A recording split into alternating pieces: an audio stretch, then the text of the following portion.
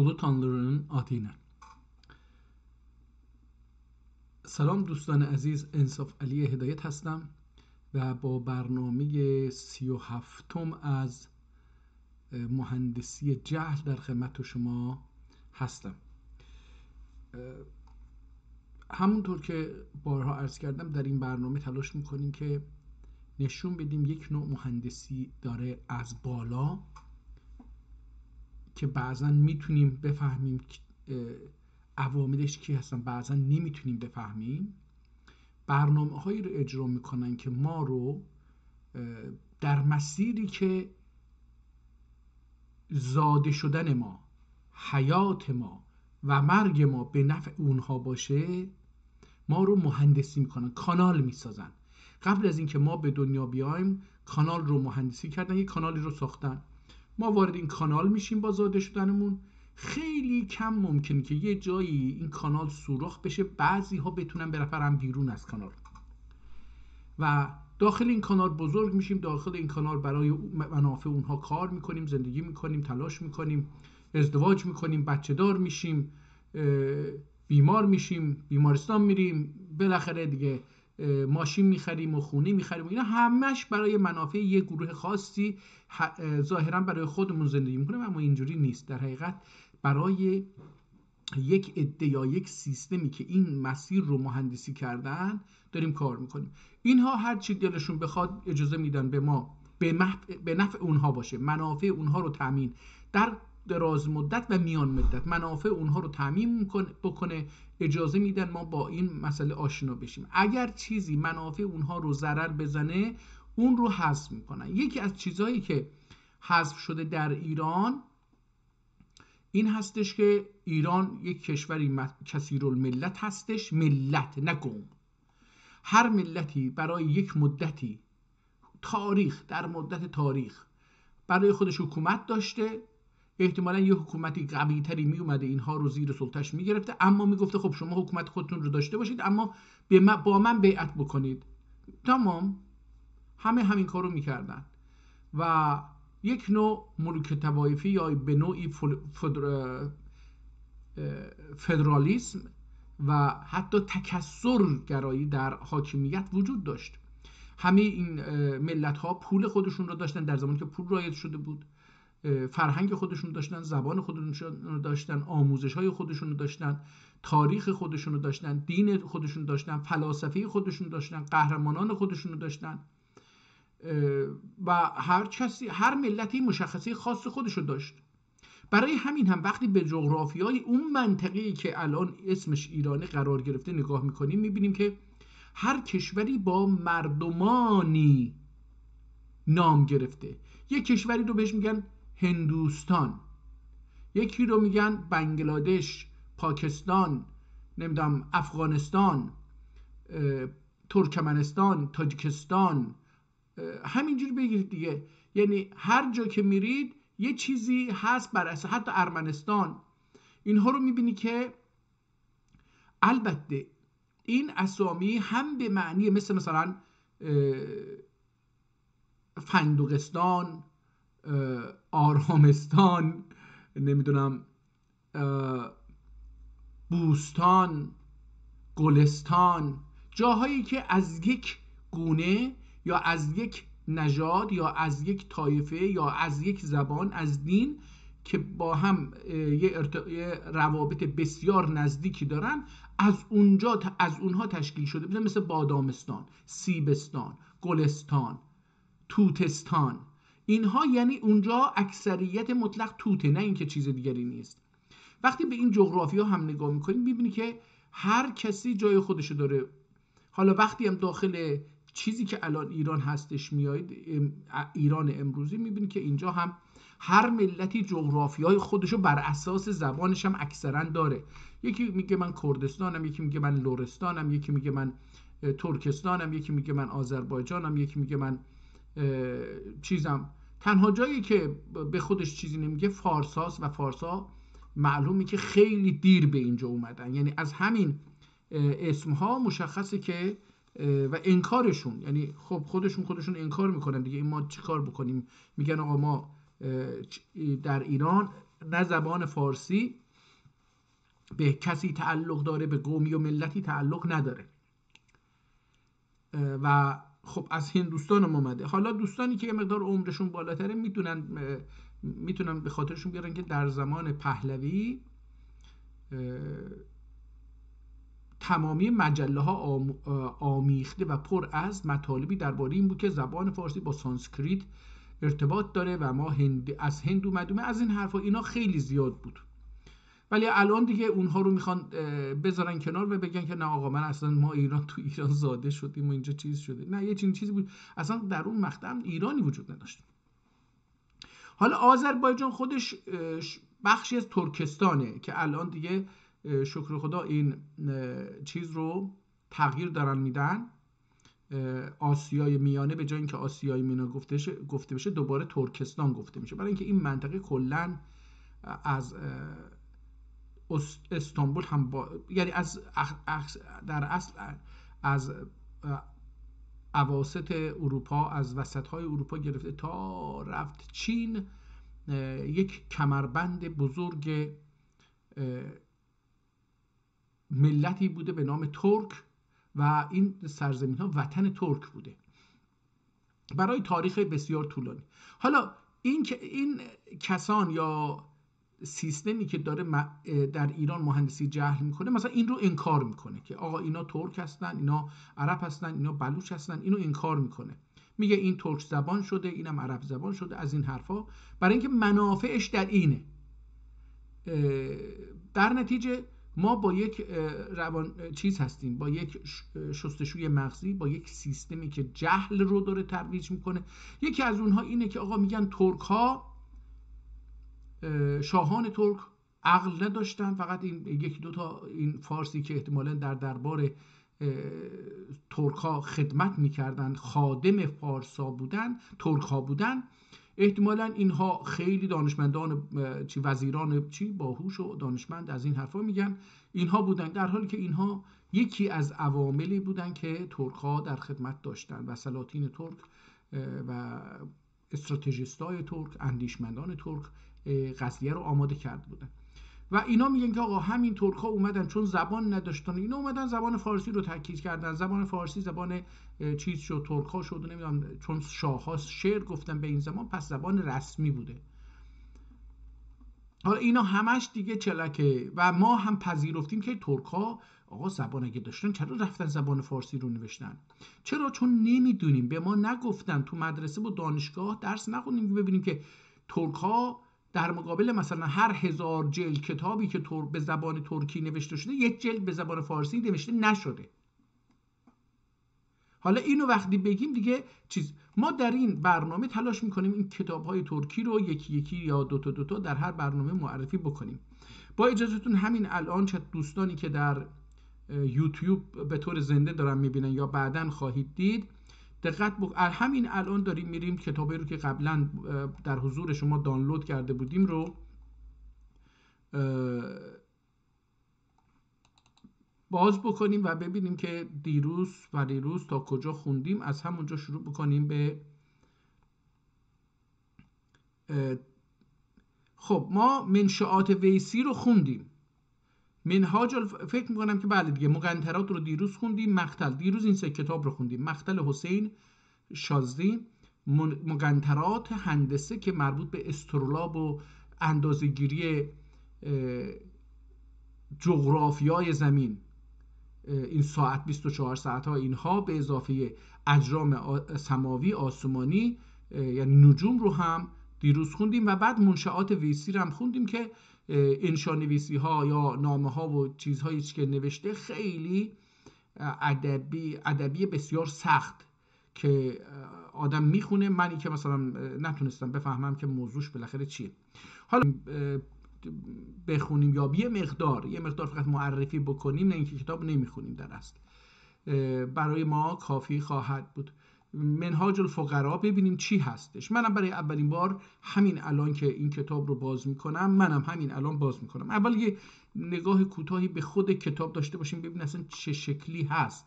ببینید این ظاهرا این هم از کتابخانه سلیمانیه در ترکیه گرفته شده.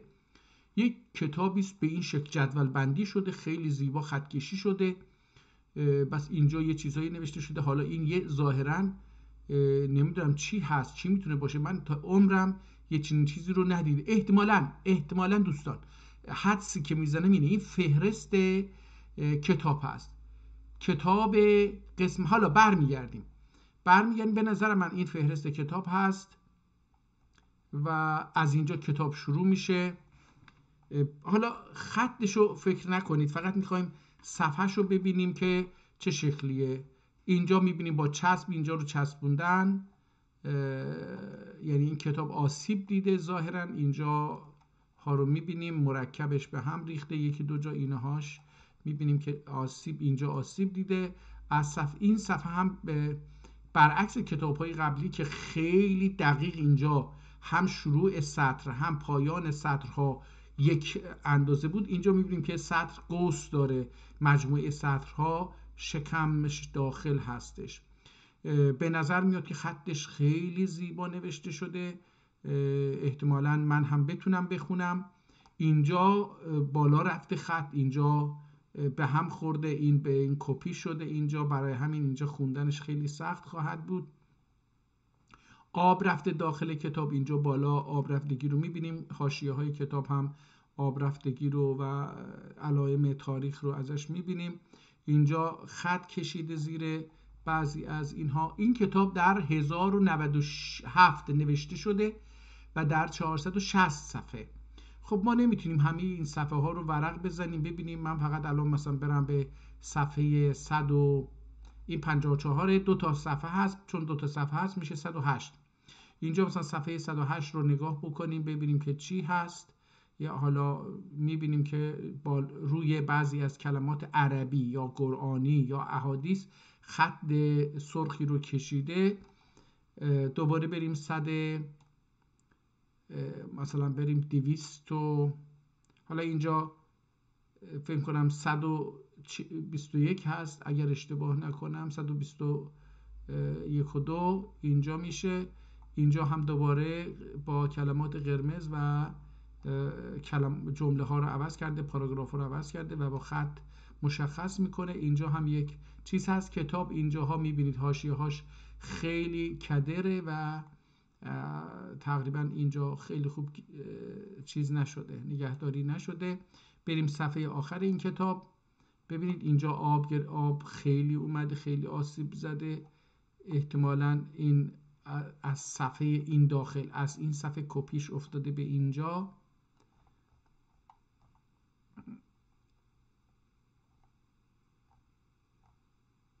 اینجا تمام میشه ظاهراً، اینجا کتاب تمام میشه، از اینجا یک چیز دیگری شروع میشه و میره. احتمالا این کتاب از چندین کتاب تشکیل شده باشه، منتها فرصت میخواد که همینجوری آدم ورق بزنه ببینه که مثلا نگاه کنید از اینجا دوباره شروع شده و اینجا تموم شده و از اینجا شروع شده کتاب دیگری. اینم نشون میده که این داخلش چند تا مقوله مستقل هستش. اینجا شیوه نوشتارش، صفحه بندیش خیلی متفاوت هست. حالا خطش تقریبا همون خطه، یه مقدار تفاوت داره البته.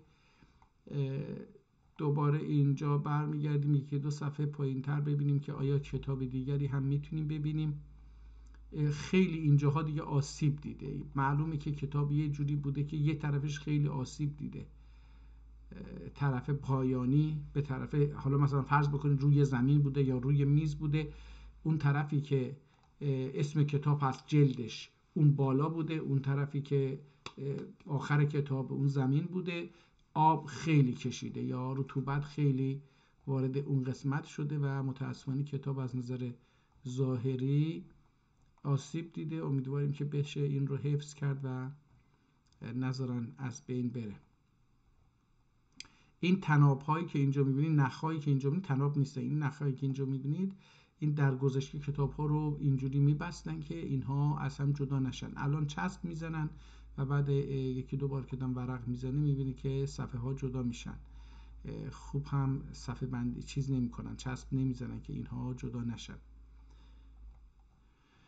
خب حالا احتمال میدم که این کتاب کتابچه های بیشتری داشته باشه داخلش، ولی این فرصت رو نداریم که ورق بزنیم ببینیم که در چه وضعیتی. بریم این که از اول شروع بکنیم. اسم کتاب منهاج الفقرا.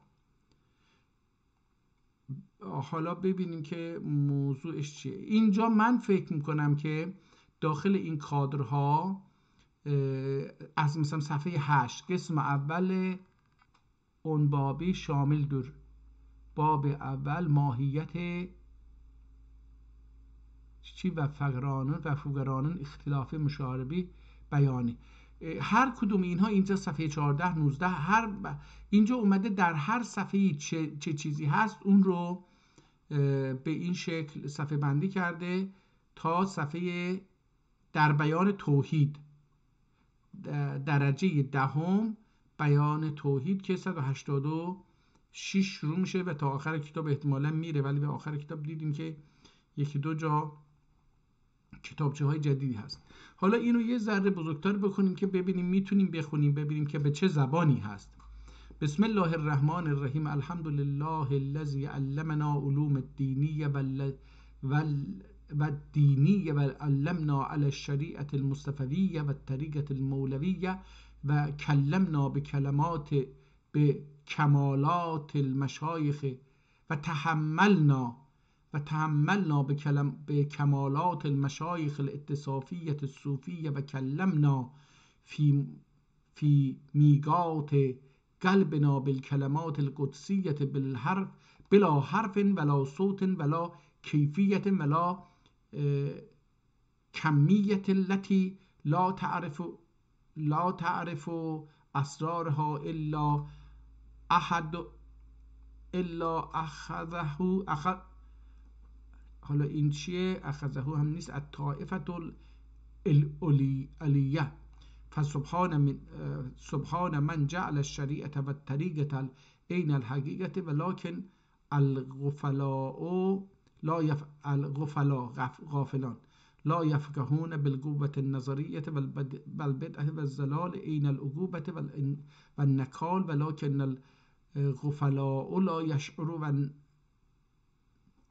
حالا ادامه داره، این همینجوری ادامه داره تا اما بعد برسیم. حالا اینجا یه حرف جالبی که من دوباره اینجا دیدم، این نویسنده، حالا فرض بر این میگیریم که ترکه، نمیدونیم الان تا اینجا که متوجه، اما بعد رو بخونیم ببینیم که این چه زبانی به چه زبانی مینویسه. اما بعد حمد الله المتعالی و صلات علی نبیه سامی بو کتاب شریفین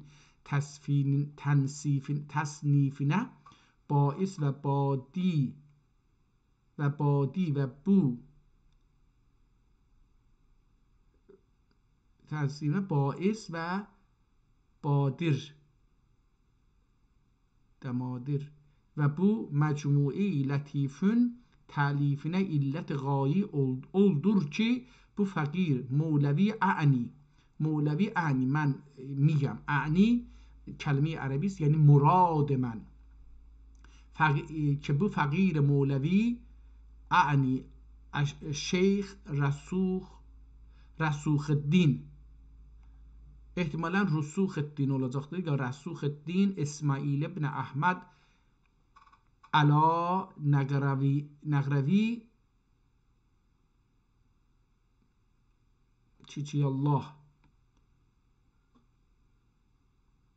قومه علا سریعه النبوی الشریعت، احتمال شریعت باشه، شریعت النبویت و طریقت المولویه. مولوی اول وقتی ده چی ارشاد فقر او اخبائیله معمور اولدم و المعمور معذور در موجبینجا حسب المقدور آنلاری ارشاد و تربیسنه جل ممتم مصروف جل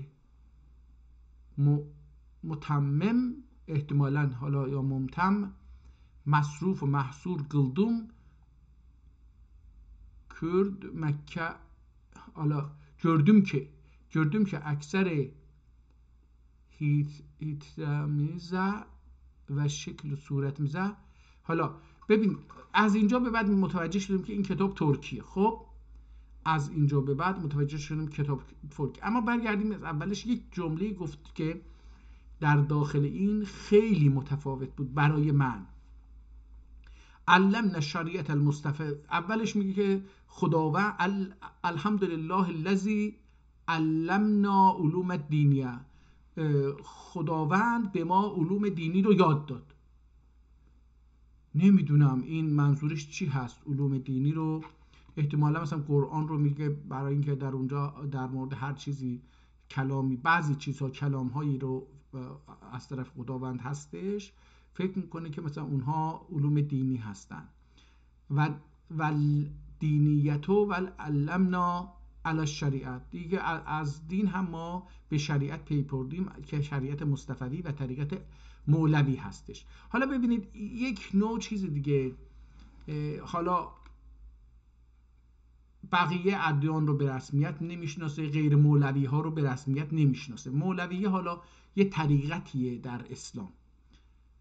و کلمنا و تحملنا به کمالات المشایخ صافیه الصوفیه، و ما رو متحمل کرد، به ما تحمیل کرد کمالات مشایخ صوفی ها رو یا صوفی منش رو.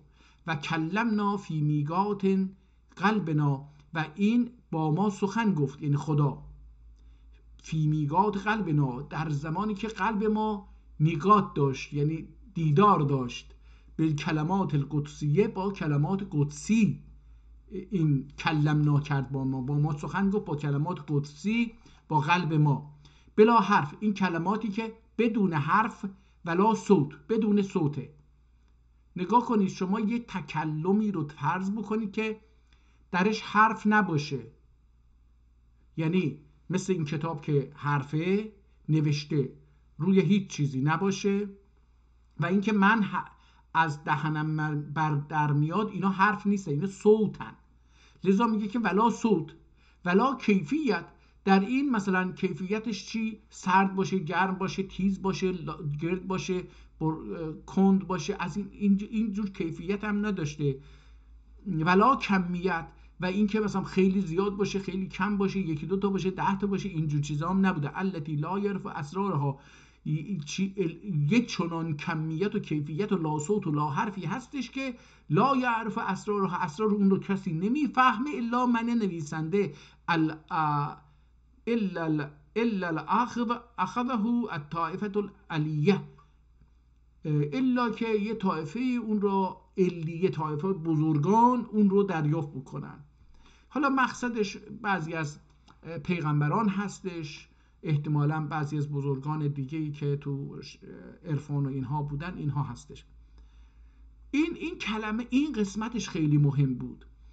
در اصل ایشون میخواد به وحی برگرده. میگه که وحی هم احتمال میدم. الان میبینید من دارم ذهن خودم رو میخونم، نه ذهن خواننده رو، چون که ذهن خواننده اینجا توضیح داده نمیشه. این میگه که قلب همه جای کلمات قدسیه است.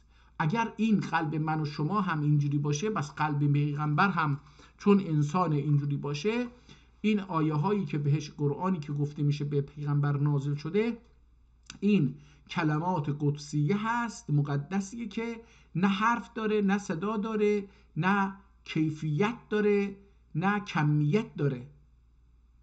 4 تا صفت رو ازش سلب میکنه این نوع چیز رو. مثلا ما وقتی خواب میبینیم، این یه کیفیت داره،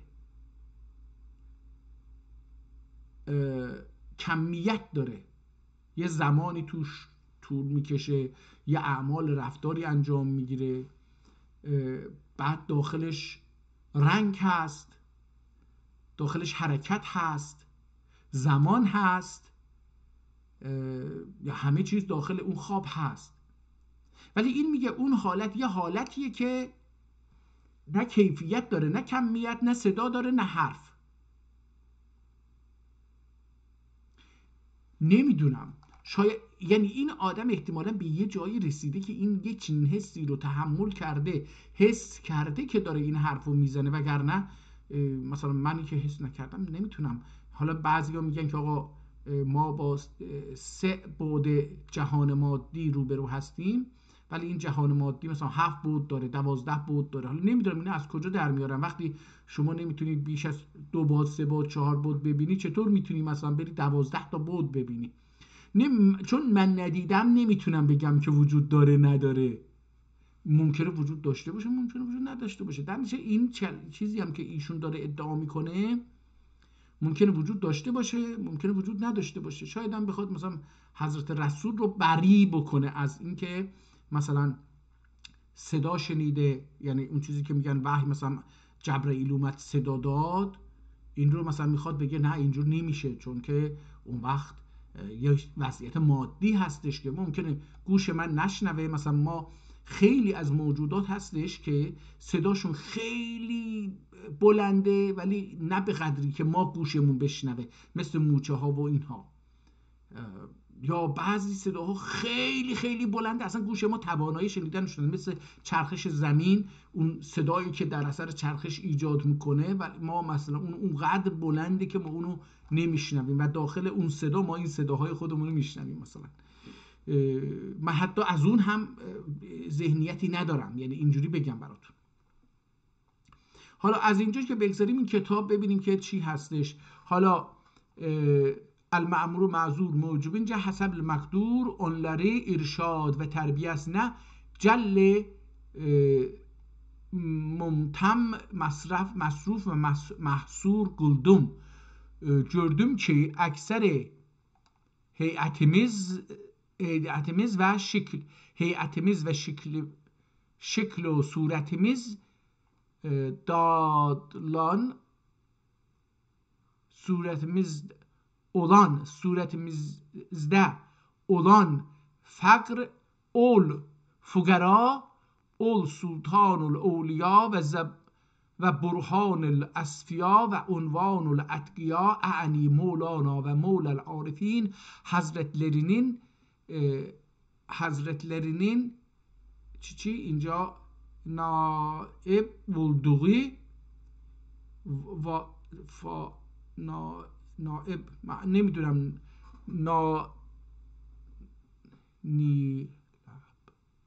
olduğu طریقه illiye muhalif gitmiş ve طریقه مولویه ani زعم etmiş her biri ol Hazretin kelimat-ı kudsiyesiyle meşrep ve mezheplerine hüccet kılıp ve verte ibahete yetmiş kimi tebdil şekli لعجل اکل eylemiş لعجل اکل eylemiş برای اینکه نونی به دست بیارن.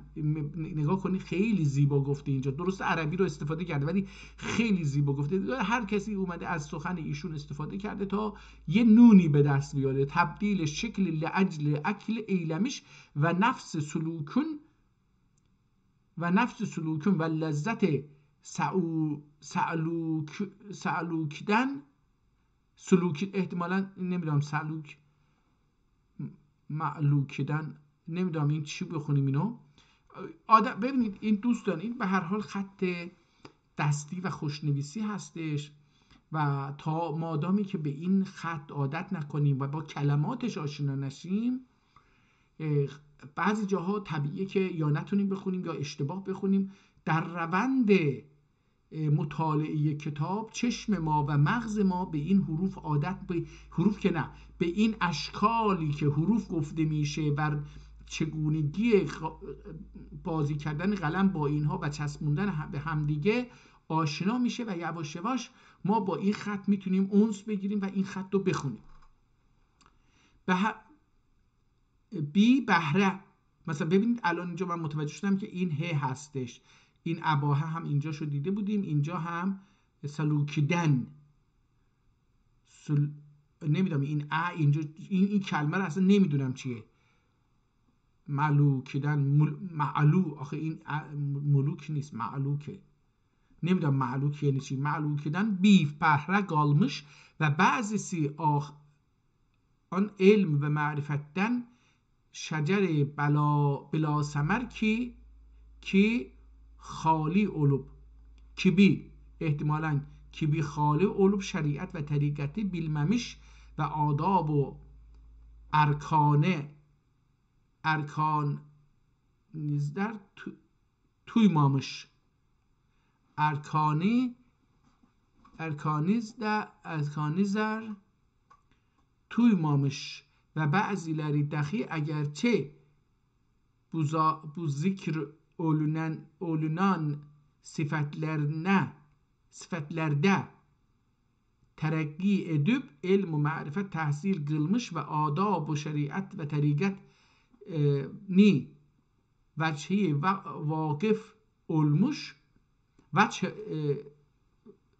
vakıf olmuş lakin nefs ve şeytan توحید افعال yüzünden ve evliyanın vahdet amiz olan sözünden onlar ruhsat bulup onları cah abahat ve ilhade salmış ve bu cümlenin miyaninde bir güruhi purşukuhi her vardır şukuh nefer var ki bu zikir olunan sıfatlarına muarra ve bu takrir kılınan haletlerin müberradır akideleri pak ve derunleri nur ilm و معرفت تابناک و فقر حالا تا اینجا من به این نتیجه تلاش میکردم که بفهمیم که بالاخره موضوع قضیه چیه. ظاهرا یه اومدن از یه سخنان یه مولوی نامی که رهبر یه طریقت بوده، یه فکر و یه مکتب بوده دیگه، یه مکتب رفتاری و عملی و عبادی و فکری بوده، سوء استفاده کردن. این داره حالا اونها رو اول سرکوب میکنه و بعد بینشون جدایی میکنه که یه عده هم خیلی خوب بودن اینا. حالا احتمالاً برای این زمینه میخواد یه کتاب بنویسه. خب متخلق و عبارات ریاضت متحقق olmuşlar ve enbiya ve evliyanın buyurduğunu bila ta'vil ala muktezan nefs ihtiyar kılmışlar. Ama bu sinfin dahi bazısı meratib sulukiden ve müşarib sa'lukiden، من نمیدونم این اصلا کلمه برای اولین بار سعلوکیدن و دقایق طریقت و حقیقتن و حقایق علم و معرفتن بی خبر kalmışlar. همان اول حضرتین مشغری شریفنده. این هم چیز جزو کلماتی که نتونستم بخونم. buyurur ve غیر نظمین ظاهرینه و bir miktar درونینه فرجه bulmuşlar. پس حضرت علی کرم الله وجهه buyurdukları kelam üzere ki kema gal Hazret buyurdular la khayre fil sumti anil ilm kema la khayre fi kelamin anil jahl. یه حدیثی هم میخونه و بعد حالا ببینیم که این چی میگه. در bu خصوصیده bildim ki elmiden samit olmağı hayır görmedim ve bunlara bu vertelerden haber vermeyi muruvvet ve futuvvet buldum. حالا به خودش مسئولیت میده که بیاد بقیه بگه شما اشتباه میکنید. یه بیت ببینیم این چه. جو بینم پیش نابینا که چاه هست، اگر خاموش نشینم گناه هست. خب اینم حالا اگه ببینم که اینم یه شعر فارسی اینجا آورده. bir gümrah raha göstermek afzal ibadettir. Kema gâle Resulullah. آقا برو اصل مطلب. من عجله دارم، این عجله نداره، نویسنده که عجله نداره، داره کار خودشو میکنه، خیلی هم کار خوبی داره میکنه و باور بکنید با خوندن این کتابا ما زبان ترکیمون بهبود پیدا میکنه و درکمون هم بیشتر میشه.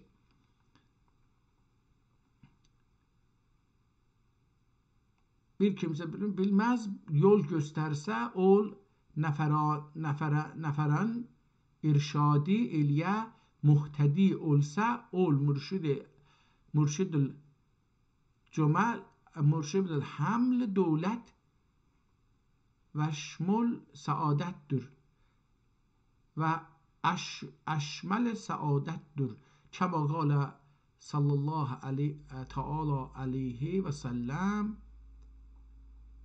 رضی الله عنه فلان. حالا علی رضی الله عنه احتمال میدم این علی باشه.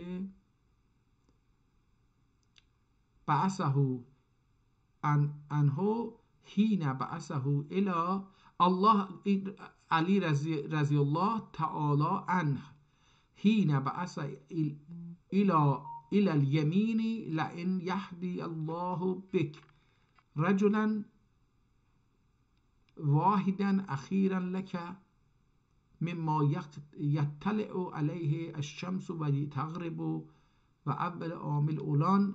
خب حالا دیگه این به هر حال تا اینجا اینا متوجه شدیم که این یک کتابی رو می نویسه برای اینکه بقیه رو بگه که آقا شما راه و رسمتون درست نیست و این رو هم دستور میگیره. امر گفتش که مأمور و معذور، المأمور و معذور، خودش رو گفتش که یه دستوری گرفتم که یک کتابی در این باره بنویسم و این شروع میکنه به نوشتن کتاب.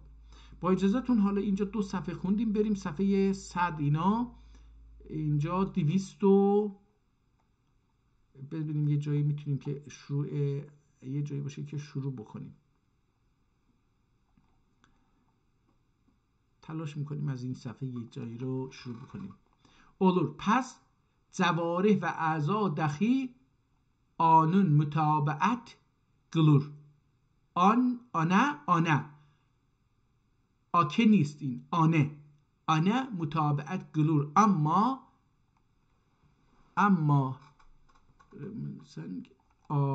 اینجا یک چیز نوشته کم سنگ مثلا، اما کم سنگ که قلبی خاشه علمیه کیمینگ. اما احتمالا کیمسنین که قلبی خاشه علمیه جوارح و اعضاسی،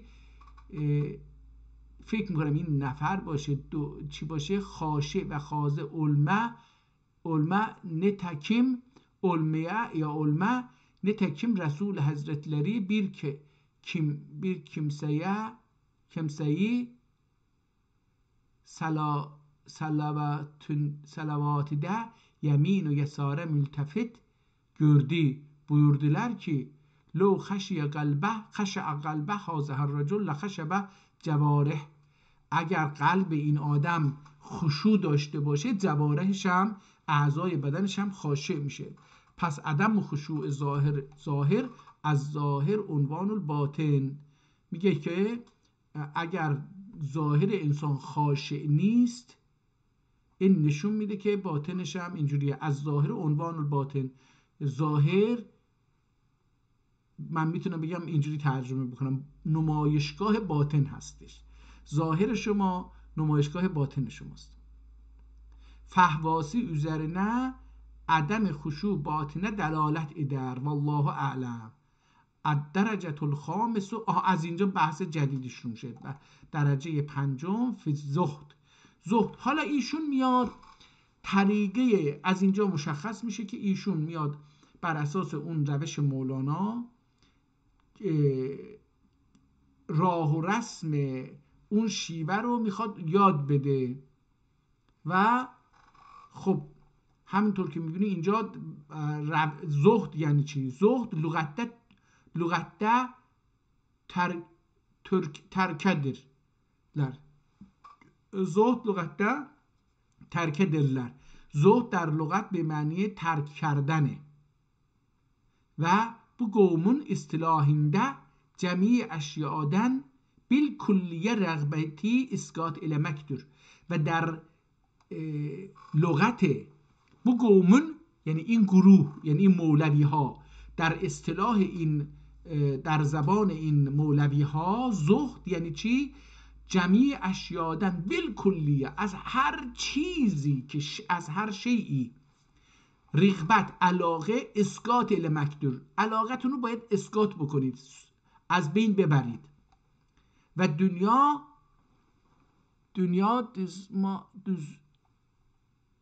ما فیها، دنیا و مافیها، حالا اینجا دزد مافیها، حالا دزدم نمیشه، این دنیادن و مافیها، ببخشید، دنیادن و مافیهادن اعراض دب، از دنیا و هر چیزی که در دنیا هست باید اعراض بکنه. نفسی و ما سوایه اولان میل و محبتن تجرید گل مخدور، نفسش رو، روحش رو، جانش رو، خواستش رو از ماسوا یعنی از خدا، هر چیزی که غیر از خداست ماسوا این میشه، هر چیزی که غیر از خداست از اون میل و محبتش رو تجرید بکنه. تجرید بکنه یعنی جدا بکنه. زهد عوامی گرب حقه، حالا دیگه ادامه داره، اول تعریف میکنه بعد حالا توضیحاتی هم خواهد داد. بریم صفحه، ببینید این کتاب دقایق عرفان رو داره میگه، یعنی تا الان کتاب هایی که معرفی کردیم هیچ کدوم 460 صفحه در مورد عرفان و جزئیات اون نبوده. این داره دقایق عرفان رو از منظر یک مکتب دونه دونه تعریف میکنه، مثال میزنه و روشن میکنه. مثلا ببینیم این الله 3 مرتبسی vardır. Nitekim Şeyhülislam منازل السایرینده، منازل السایرینده، یک کتابی هست احتمالاً به نام منازل السایرین. در این کتاب buyurdular کما قال، همونطور که گفته، از صبر علی، من حالا این نمیدونم، ثلاثه درجات، الدرجه الاولى الصبر في البلاء بالملاحظه حسن بجزاء و الانتظار، بجزاء و انتظار روح الفرج و تهوین البلیت بعد ثواب المنن و تذکر سوالف النعم صبر اول. حالا اینجا بقیه‌شو حدیث رو نمیدونم، من نتونستم بفهمم یا اون نگفت. یه حدیث گفته که اینجا گفته صبر به، من سلاس خوندم سلاسته، ولی نمیدونم، صبر 3 قسمت درجه داره. درجه اول صبر فی بلا هستش، به ملاحظه این که حسن الجزاء و انتظار، جزا و انتظار رو حالا اینجا دیگه میره و من بقیه‌ش رو دیگه نفهمیدم. دیگه چیه؟ صبرین اول derecesi belaya sabretmektir. Rızalar hakkında olan hasen husn cezayı mülahize etmektir. و فرجه منتظر olmakla و فرجه، اینجا وحی، این نمیدونم این چی میشه، وحی یا نه، فرجه منتظر المغل زیرا انتظار الفرجه به صبر عبادتون، برای اینکه از این مشکل یه راهی باز بشه براتون، اینو منتظرش باشید که یه راهی باز بشه، خودش عبادته.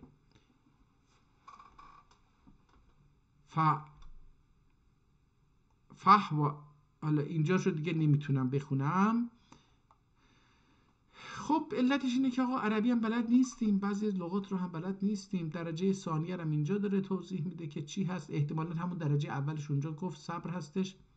از صبر عن المعصیت، صبر از گناه، به مطالعت الوعید اتقاء و احسن منها از صبر عن المعصیت. ikinci derecesi ve vaidi mutala'a etmek sebebiyle masiyetten haps nefs etmektir. İtqa bundan اتقاءن بوندن احسنی حیا من الله تعالی معصیتن. میگه از خدا باید حیا بکنید، نه اینکه حالا از این چیز. صبرت مکدور، همون که عرض کردم داره صبر رو، حالا مثلا مراحل صبر رو هم توضیح میده که صبر در چه چیزایی، در اصل داره صبر رو توضیح میده. صبر یعنی چی؟ اونو داره در 3 مسئله توضیح میده. حالا بریم صفحه مثلا اینجا گفته 161، احتمالاً میشه 230 اینجا نوشته. این باید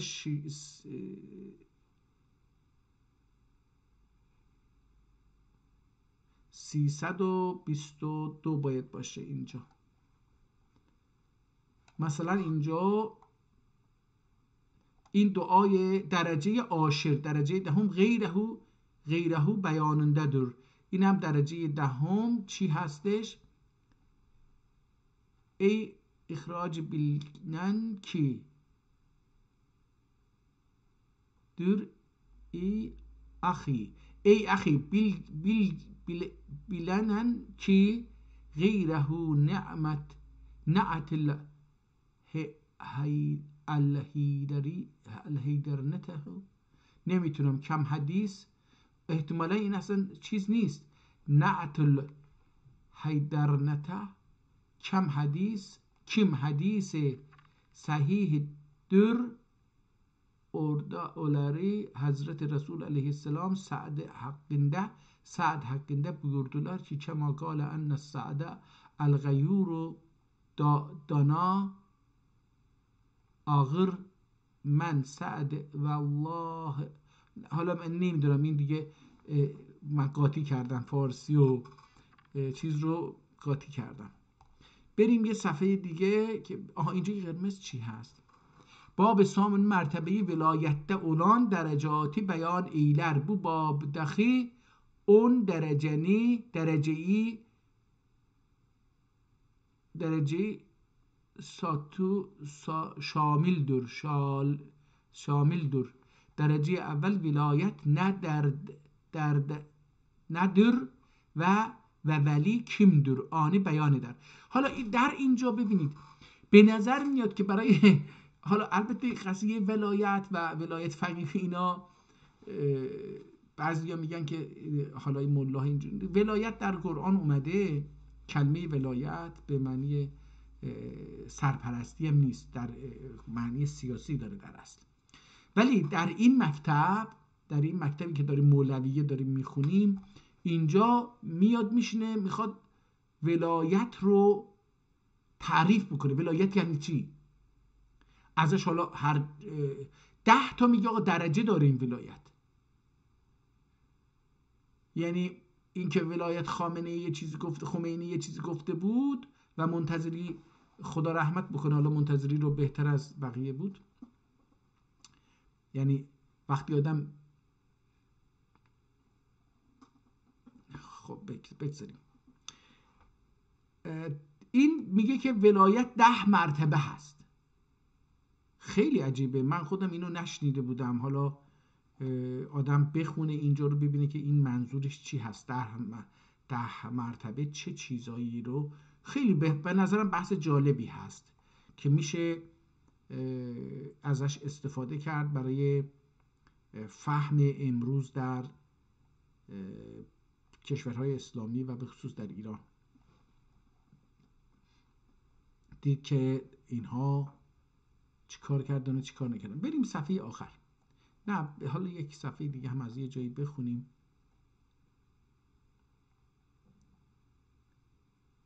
قال الشیخ فی الفتوحات، یک کتابی هست به نام فتوحات. در اونجا فتوحات المکیه فکر کنم باشه، حالا احتمالا این اون باشه یا نباشه نمیدونم. قال الشیخ فی الفتوحات، در کتاب فتوحات گفته اذا علم العبد من وقته ذالک سلم الحکم فیه لله و استسلم و کأنه یحکم وقت ما یمیزه الله فیه لا یحکم ما یختار لنفسه من المنشطه و المکره. یعنی که چون geçen abdu vaktiyle bu tasarrufat ve varidati bildiklere hükm ol vaktide Allah teslim eder ve hükmü hakka mungad olur. Ve ol vakt hükmünde olur ki Allah tebarek ve teala anda ol hükmü imza eyler menşete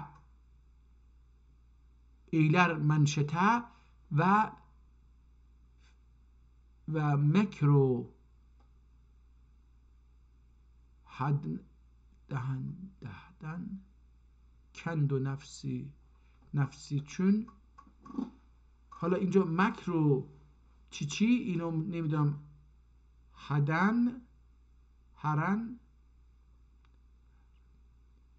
مکروهدن و مکروهدن نگاه کنید اینه و ایلر منشته مکروهدن کندو نفسی چون اختیار eyledi ki şeyin hükmüne ölmez bu güne gelmeseler İbn vakt denir. Vaktinin hükmünde olduğu için ve vakti bunlara manend ab hükmünü icra kıldığı için ve mazi ve müstakil qeydinden gur tutulduğu için خور احتمالا خور باشه یا قیدیندن خور یا gur tutulduğu için ama ebulvakt ol kimselerdir ki vakt و hal onlarda tasarruf kılmaz ve onlar bu ahval muhtelife ile mütelevvin ve mütegayyir olmazlar, zira bunlar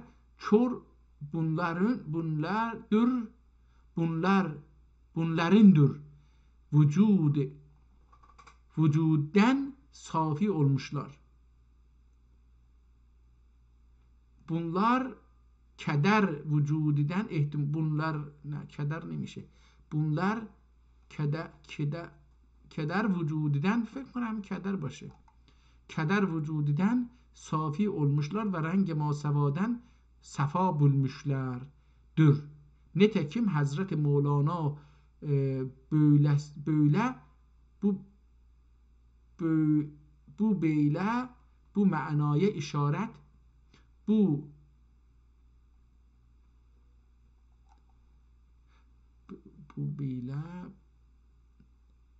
manaya işaret kılmıştır.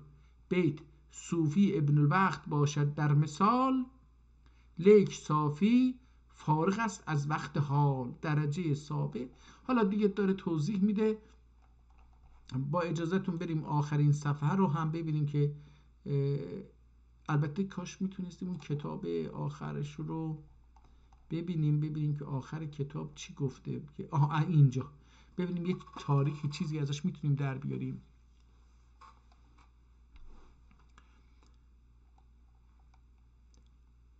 إلا هو عنده نيال شيئا مع إتقان الوزن فتعمل بما سترت له وأكثر قرأته احتمالا قرارته وتفكر فيه أسى أن يفتح لك الباب وأحذر أن يحرمك فضل شيطان الأنس شیطان من الانس او من الانس و من الجن و اسأل من الله ان یفتح علیک مما یفتح الله للناس من رحمت فلا ممسک لها و آنی یردن بخیر و این یردک بخیر فلا راد للفظه و متى فهمت ما ذکرت و انشرح به صدرک و تقرر رسوخ فی قلبک و اعجبت زیادتا رددناک حتی لو شئت اسم. حالا بعضی جاها رو غلط میخونم، دقت فکر نکنید که دارم درست میخونم.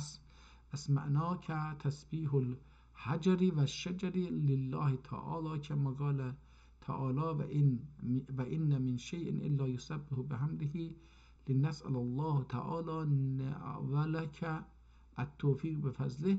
من چیزی متوجه نشدم، اینجا رو خوندم همش عربی بود، یه چیزی هم در مورد تاریخ نگفت. کاش که ببینین کتاب چی هست. بسم الله الرحمن الرحیم. الحمدلله احمد الله تعالی بادیا و اصلی علی نبیه ثانیا و بعد ذلك اقول للمحسوسین بالعقول اسبحوا و اسمعوا و اذا اسمعتم فعوا و اذا اوعیتم فانتفعوا فهذه خط انوار لا تخزا بها الا افاض الاخبار. اینم که کلا عربیه تا اینجاش که دارم میبینم همش عربیه. بله همه این صفحه ها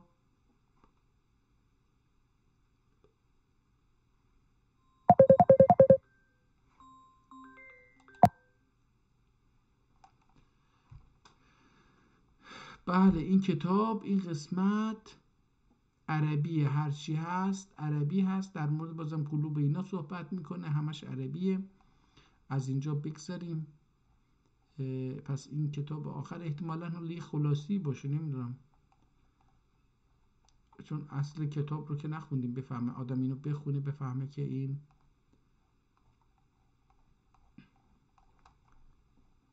خب اینجا این تموم شد. ببینید چه الرساله المعروف به رسالت الجمرس لبعض الحکما. نمیدونم احتمالاً این هم یک کتابچه‌ایه که برای حکما نوشته شده، حالا چی هستش نمیدونم. و این هم عربیه دوستان. آخرش شدن 10-12 صفحه شاید هم بیشتر عربی هست. بازم من در اینجا چیزی به اسم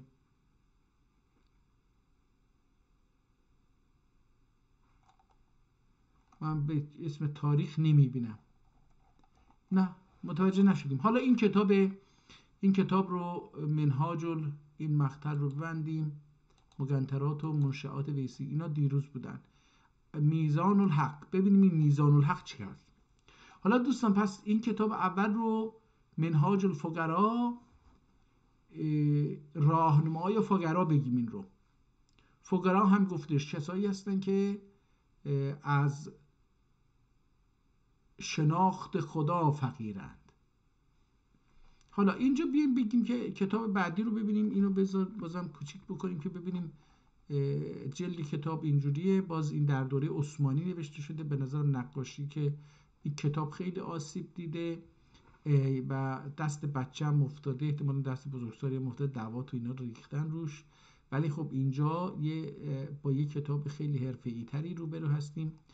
قاب داره، یعنی با خطکش خیلی جالب، با یه فاصله ای کل اطراف حاشیه اون جایی رو که نوشتن متن رو حاشیه کرده، کادر زده و داخلش رو رنگ کرده، رنگ طلایی، و اینجا هم طلایی، اینجا هم یک گل و اینا. و این کتاب رو میبینیم الان خیلی روشن نوشته شده نسبت به اون کتاب قبلی که حروف خیلی کلفتر و تو دل هم نوشته شده بود. این حروف کلمات رو کشیده یه مقدار و کلمات رو از هم یه مقدار با فاصله نوشته که بسیار زیبا دیده میشه برای من. چون برای من این خوندن این نوع کتاب ها آسون تره. این کتاب هم در 1167 نوشته شده که الان 1446 باشه، اینم 167 باشه، حدوداً 300 سال پیش اینو نوشته. حالا میتونیم حساب بکنیم در بیاریم دیگه، منها بکنیم اگه دوستان. در 126 صفحه این رو نوشته. من به نظرم اینجا تغییر کرد یه مقدار خط، ولی بازم همون زیبا نوشته شده، خیلی تو دل هم نرفته. میبینم البته بعضی جاها خیلی رفته، ولی بریم آخر کتاب رو هم یه دیدی بزنیم ببینیم که کتاب خیلی آسیب ندیده ظاهرا، شکر خدا. حالا دیروز من یه مطلبی خوندم، یکی از دوستان فرستاده بود، یکی از دوستان که پدرش سناتور بوده، سناتور زمان شاه تو مجلس سنا بوده، اون تعریف کرده که در کتابخانه مجلس این اسمش حالا چی هست، اسم اون نفیسی نامی که خودش سناتور بوده، این مسئول کتابخانه مجلس بوده و تنها فردی بوده که حق داشته با کیفش به بخش مخزن کتاب‌های خطی و قدیمی تک وارد بشه. میگه که وقتی نفیسی میمیره، البته وقتی نفیسی هم زنده بوده، یکی از کارمندانی که آدم شریفی بوده میره به یکی از سناتورها، نمیدونم به یکی از این مجلسی ها، میگه که نمایندگان مجلس، میگه که آقا این آقای چیز، من متوجه شدم که آقای نفیسی از کتابخانه مجلس کتاب ها رو بر میداره، من دیدم که اسم جلد کتاب همونه، ولی وقتی باز کردم دیدم داخلش یک کتاب دیگه است، اون کتاب اصلی نیست، یک کتاب دیگه هست و تنها کسی که از اینجا میتونه کیف میبره و احتمالاً کتاب میتونه ببره نفیسی هستش.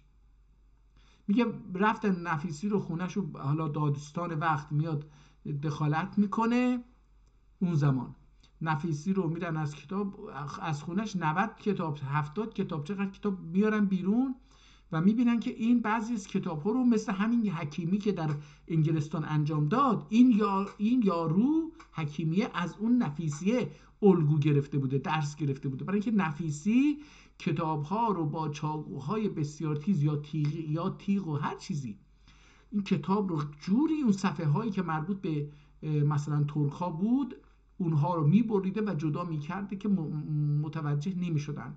به هر حال در خونه ایشون حدود 80 یا شاید 90 جلد کتاب پیدا کردن که ایشون از مجلس قاچاق کرده بود و بعد رفت به دادگاه دیگه، میره دادگاه و مجلس میخواد وارد بشه تحقیق بکنه. سفارت انگلستان به شاه نامه مینویسه که آقا جلوشو بگیرید دیگه، نذارید این قضیه باز بشه، چرا که ایشون کتاب‌ها رو از ایران خارج کرده بوده، احتمال بسیار زیاد.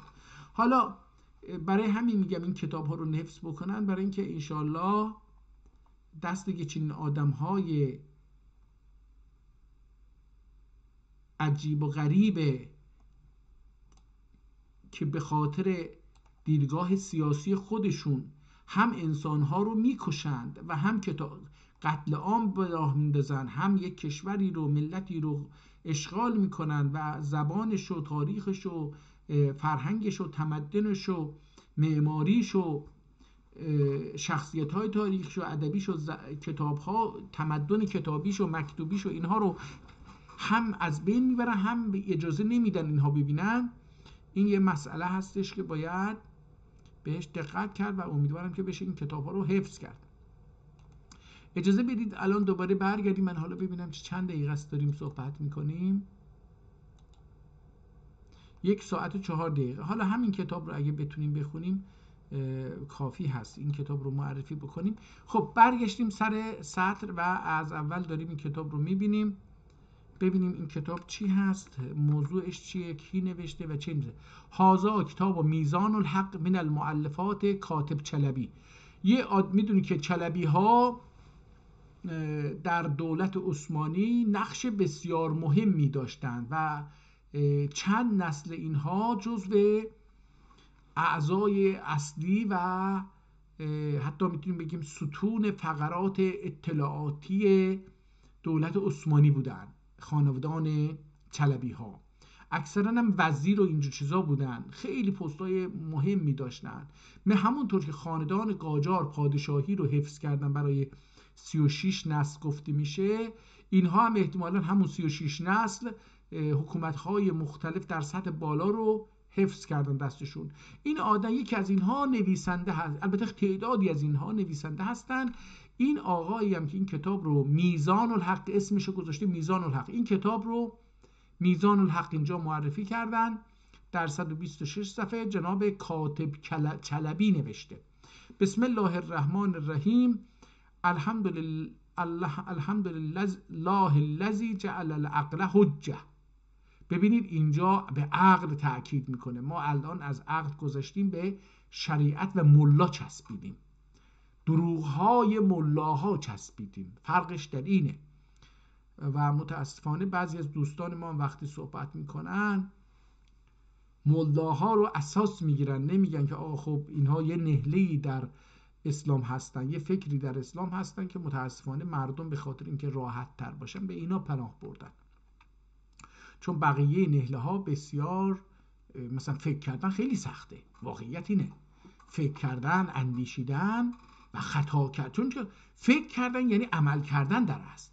شما وقتی فکر میکنید یعنی تغییر میدید، دنیا رو تغییر میدید. منتها برای تغییر دنیا از خودتون شروع میکنید. وقتی از خودتون شروع کردید یواش یواش این تغییر ایجاد میشه در دنیا. ممکنه زمان ببره، ممکنه 20 سال 30 سال زمان بره، ممکنه میلیون سال زمان بره، ولی اون چیزی که شما شروع کردید اون دوام پیدا میکنه. به هر حال الحمدلله الذی جعل العقل حجه فی خلقه و اید الشرع فی ما یفرق بین الباطل و حق. و شرع رو هم امداد کرد، اید امداد داد، کمک کرد، یاری کرد شرع فی ما در چیزهایی که یعنی عقل یا خدا کمک کرد به شرع در چیزهایی که یفرق بین الباطل و الحق، بین باطل و حق رو چیز میکنه، جدا میکنه. و الصلاة و السلام علی محمد المبعوث بالنقل المعجز الکامل و العقل الفاضل. ببینید دو تا چیز از محمد یاد میکنه در اینجا. میگه محمد یک مبعوث برانگیخته هست، پیغمبری است یا رسولی است که به نقل بالمعجز الکامل، به نقل یعنی یه چیزی رو نقل میکنه زبانش و این معجزه کامل هستش. و عقل الفاضل و عقل فاضل، پس به نقل و عقله. یعنی به نظر ایشون محمد، کار محمد نقل و عقله. ببینید ترک ها چجوری نگاه میکردن، فرق هست. دیروز پریروز عرض کردم که هر متخصصی در اسلام وقتی میخواسته کتاب رو شروع بکنه بر اساس تخصص خودش به قرآن، به اسلام نگاه میکرده در گذشته. و از آیات و علی آله و اصحابه و ما دار المباحث فی محافل الافاضله. و بعد حالا تا اینجا که تمام شد و حالا بعد ببینید اول آفرینشتن برو میان رهان ادوکی مسلم و معارج یقینیه مسلک برهان و معقول و منقول فرسه دهان ایدوکی مسلم و معارج یقینیه مسلک برهان مدارج علمق مسلم علمقل نظر و دنلر نظر و ادنلردن مقبول علیه جمهور و مرجع الیه هر امور در. حالا به جای نقطه از ویرگول استفاده کرده اینجا. این هم از به نظر من ترکیم خیلی ضعیفه. این عربی رو هم قاطی کرده با ترکی، خیلی هم عربی نوشته تا اینجا. یعنی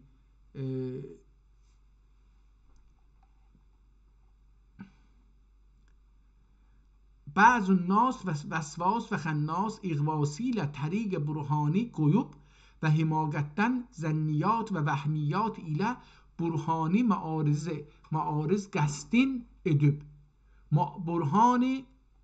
برهانی معارض گستین ادوب بیرگاج این گاج birgaç mesele niza ve taassüp batil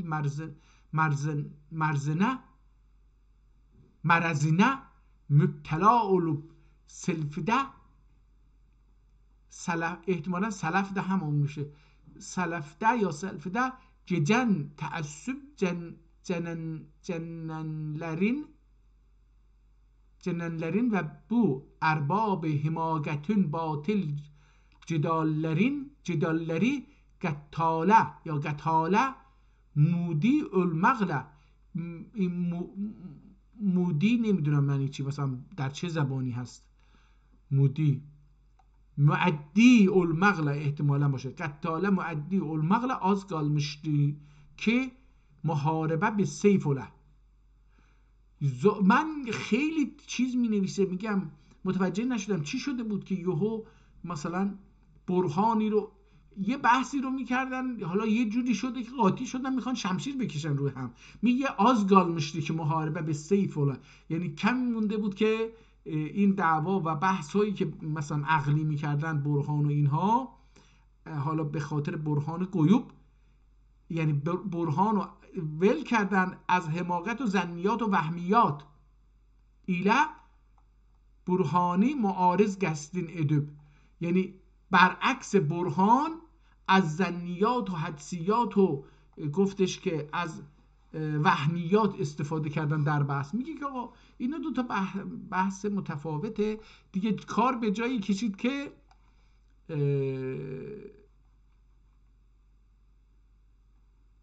خواستن با هم بجنگن. ببینید وقتی یک طرف دلیل عقلی میاره، اون طرف میره دنبال یه مثلا حدیث میاره، اصلا اینا دو تا بحث جداگانه است. یادم در ایران در زمان خاتمی بحث ها خیلی جریان داشت این که مثلا مناظره بکنیم اینا. یکی از آقایون گفت آقا به شرطی میشه مناظره کرد که تو عمامه نداشته باشی. اگه تو عمامه داشته باشی میتونی فتوای قتل منو بدی. اینجا هم اگه یک طرف بیاد به حدیث بچسبه، یکی به عقل بچسبه، اینها نمیتونن با هم بحث بکنن، میجنگن. حالا اینجا میگه یک طرف برهان بوده، یعنی به عقل چسبیده، داره بحث‌های عقلانی رو پیش میره، اون یکی طرف چسبیده به وهمیات خودش، یه تصوری داره چسبیده به اون تصورات، داره بر اساس اون ظنیات و وهمیات خودش که همش هم حماقتاً سرچشمه میگیره، یعنی از حماقت سرچشمه میگیره، از اونها میخواد که چیز بکنه. حالا آنا بناen niza olunan meselelerde tariq burhani beyan için bir iki satr tesvid olunup ismine mizanul hak fi ihtiyarul hak denildi. میگه حالا دیدیم که بین اینها جدل هست، برای اینکه دیگه جدل نشه از طریق برهان بیان بیان بکنن با هم. یکی دو سطر، این 196 صفحه نوشته، میگه 126 صفحه، میگه یکی دو سطر در مورد برهان بیان بکنیم که بنویسیم که دیگه اسمشم بذاریم میزان الحق فی اختیار الحق، اسمشم بذاریم میزان الحق فی اختیار الحق، یعنی سنجش حق در و اختیار کردن و گرفتن حق. یعنی حالا اینجا به معنی که راه حق رو در پیش بگیریم. برای اینکه راه حق رو در پیش بگیریم باید سنجه حق داشته باشیم، ترازوی حق داشته باشیم. میگه که حالا من این کتاب رو اینجوری گذاشتم که یکی دو سطرم بیر یکی سطر، یکی دو سطرم بیشتر نمی نویسم مثل من، تا که نزاع و جدال مادسین عامه بیلوب و نه معقوله نمرهی منتج olur ثمره منتج olur bileler. میگه حالا اینو می نویسم تا آدم های معمولی، عامه یعنی آدم های معمولی اینو بفهمن، بدونن، با خوندن این آشنا بشن که آقا چه چیزی معقوله و ثمره‌ای منتج olur bileler، یعنی چه ثمره‌ای میده این معقولیات. عقل. این ببینید پس یه کتابی ترک‌ها نوشتن در مورد اینکه کاربرد عقل چیه و چجوری ما بفهمیم یه چیزی که داریم میگیم عقلانی هست یا نیست. من به نظرم این کتاب برای ایران امروز خیلی ضروریه. یعنی ای کاش مثلا خود من یه وقتی داشتم می نشستم این کتاب رو میخوندیم با هم. یعنی این کتاب واقعا از اول تا به آخر خوندنیه که بفهمیم از نظر این آدمی که تو سیاست بوده و در چند صد سال پیش درباره عقل اندیشیده که چی هست و مباحث عقلی چجوری هست، با وهمیات اینا چه فرقی داره، یه کتاب نوشته. من فکر میکنم در ایران و در میان روشنفکران ایران اون کسایی که خودشون روشنفکر، استاد دانشگاه، نویسنده، شاعر، هنرمند و میدونن، حقوقدان و اینا میدونن، جامعه شناس و سیاستمدار اینا میدونن، من فکر میکنم جاش خالیه.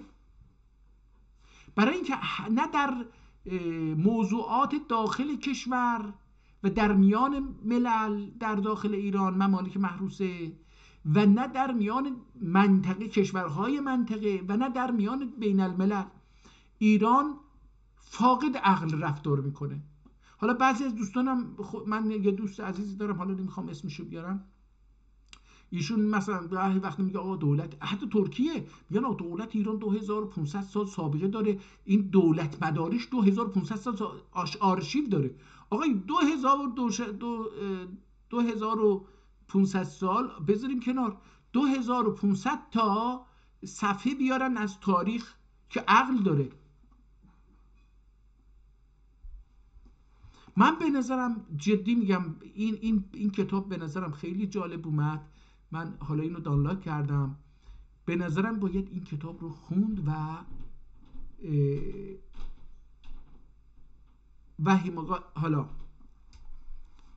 و حماقت و ایدلردن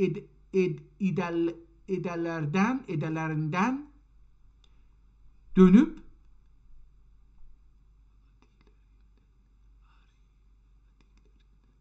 حکامت و حماقت ادیلریندن، اینجا فکر کنم اضافه و حماقت و ادیلریندن، نه کارها، ادیلر یعنی چیز، کارهایی که انجام میدن، اعمال، و حماقت و ادیلریندن یعنی اون کارهایی که انجام دادن، dönüp گوری قوقادن فارغ اوللر، باید از حماقت خریت، از خریت و اون کارهایی که انجام میدن برگشته برگشته گروه قوقادن فارغ اوللر، از قوقای خشک و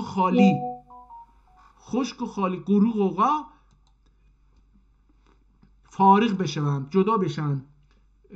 پس bu muhtasar bir mukaddeme ve nice mebahis üzerine mürtebittir.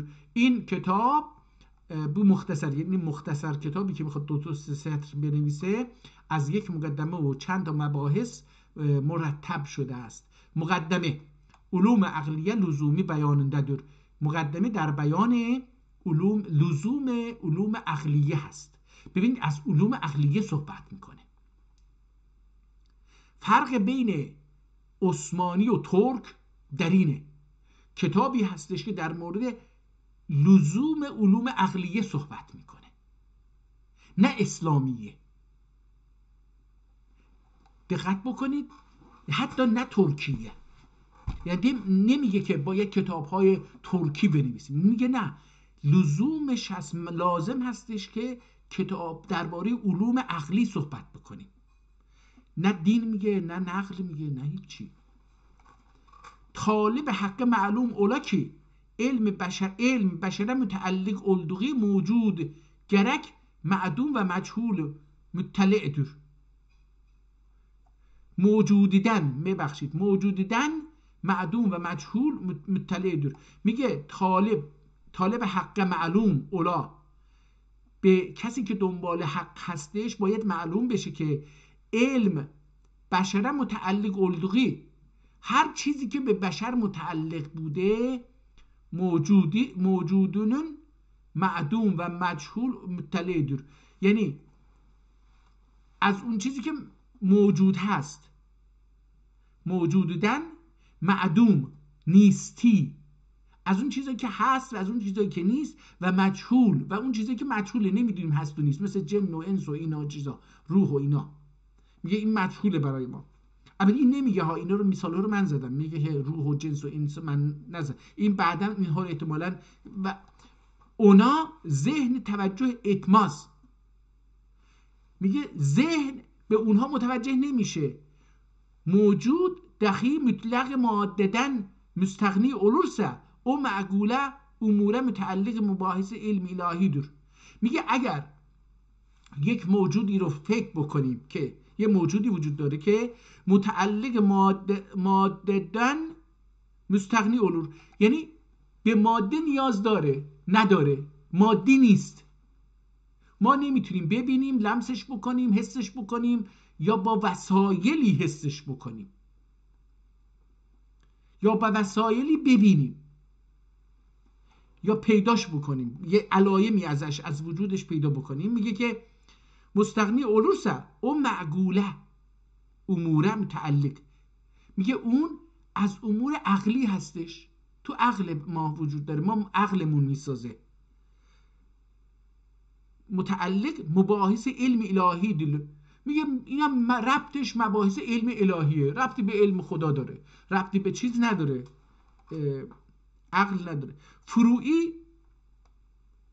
فروعی جو قدر باحثی با یا حکیم یا متکلم دور. فروعی جو çok دور، فروعی فرعیات این خیلی çok دور، فرعیات این خیلی زیاده، باحثی یا حکیم دور یا متکلم دور. یا این کسایی که در این مورد بحث میکنن دو قشرن، یا فیلسوفن یا سخنران متکلم. این دو گروه در این مسائل فکر میکنن، بقیه نه. و موجود ذهنی ده ماده ده مستغنی علوب خارج ده مادیه محتاج علورسه آنن مباحث علم ریاضی دلور. حالا میگه اگر موجود ذهنی ده ماده ده مستغنی علوب، یک موجودی هسته که در ذهن شما وجود داره اما به ماده نیاز نیست، اون موضوع به ماده نیاز نیست، خارج مادی محتاج الور، اما از به محض اینکه از ذهن شما میاد به جهان خارج به ماده نیاز داره که تجلی پیدا بکنه. میگه این چیه؟ آنون مباحث علم ریاضی دور. میگه اون مباحث علم ریاضیه، مثلا ریاضی 1 2 3 4 5 10 20 هزار تقسیم بر فلان، اینا میگه در ذهن، اما وقتی بیاد بیرون میگید که خب مثلا 100 متر زمین، 2 تن سیب میخوایم به 10 نفر بفروشیم، برای هر کدوم چقدر باید بدیم؟ خب میگه این ریاضی در ذهن به ماده نیاز نداره، وقتی ذهنیه میگیم 2 به علاوه 2 4، اما وقتی از به جهان خارج میاد 2 به علاوه 2 یعنی چی؟ 2 تا سیب با 2 تا سیب میشه 4 تا سیب، اما 2 تا سیب با 2 تا پرتقال نمیشه 4 تا سیب یا 4 تا پرتقال.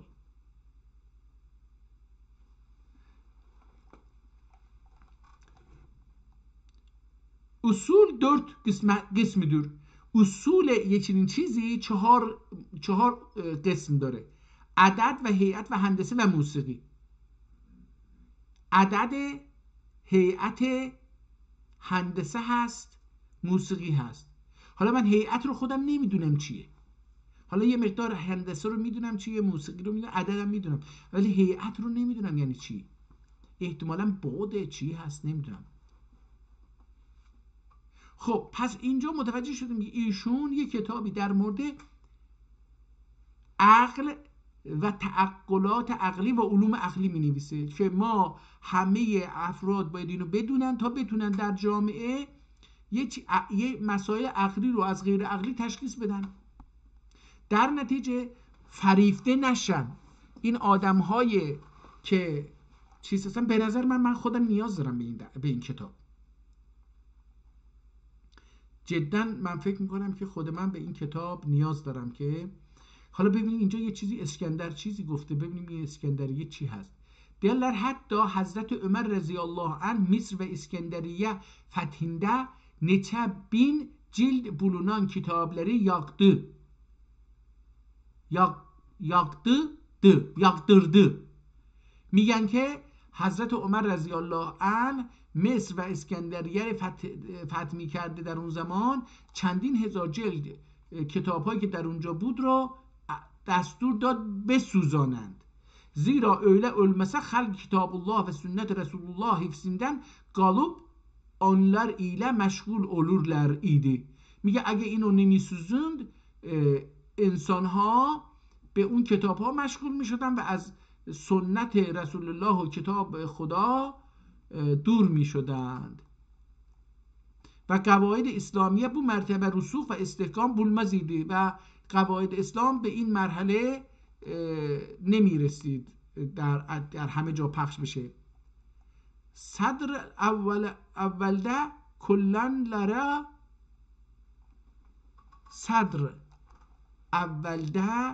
kullanlara vel muslahati gördüler. اینجا یه چیزی گفته که من gelenlere صدر اولده gelenlere احتمالاً gelenlara ve limaslahati gördüler.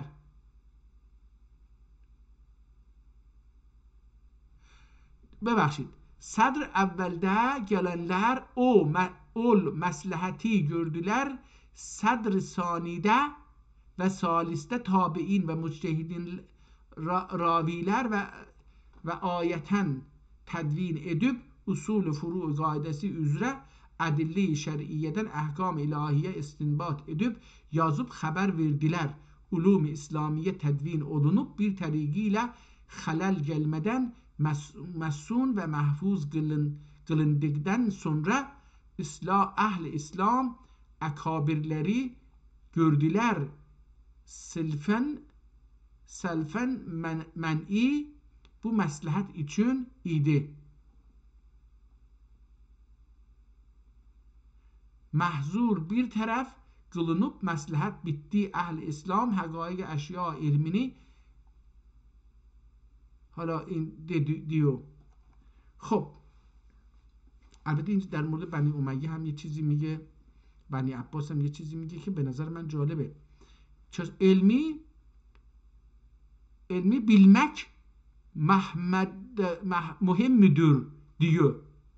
Maslahat bitti. Ehl-i İslam haqaiq eşya ilmini, haqaiq eşya ilmini bilmek mühimdir diyor. Beni Ömer ve Al Abbas asrlarında ulum avail kitaplarını tercüme ve tarif ettiler. Ta'rib etti Arabi. Ta'rib Arabi fitret selime ve ugul müstegime ashabi her asrda onları okuyup tahsiliden hali olmadılar. Semt tahrir ve tahkikde hikmet ile şeriat beynini cem eden muhakkiklerin eseri her asrda meşhur ve müteber olup revac buldu.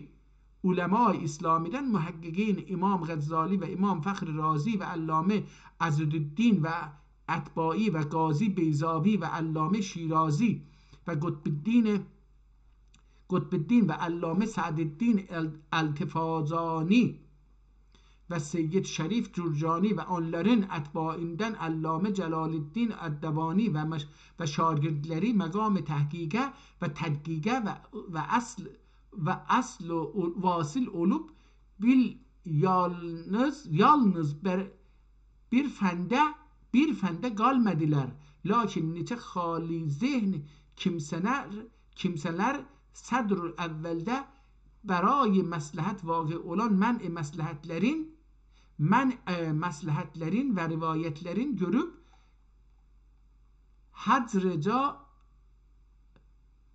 hacer camid gibi taklid mahz ile tudulup ya tunup kaldılar. خب ببینید کتاب خیلی زیبا نوشته شده، خیلی جالبه، مثالهای زیبایی آورده به تاریخ هم مراجعه کرده.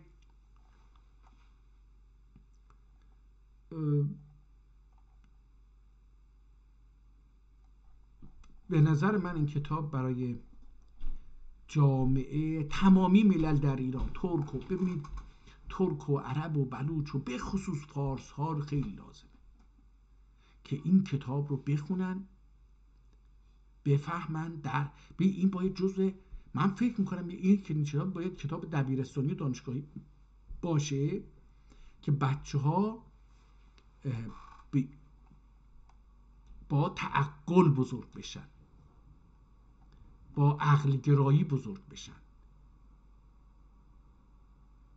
حضرت عیسی علیه السلام اینم بوندن سنر حیات.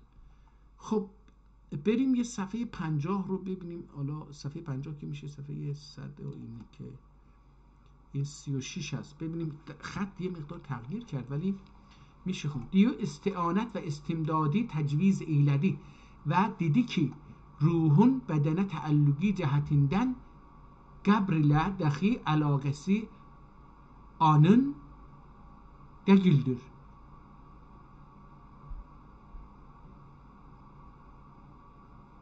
Kaburinde gecüldür.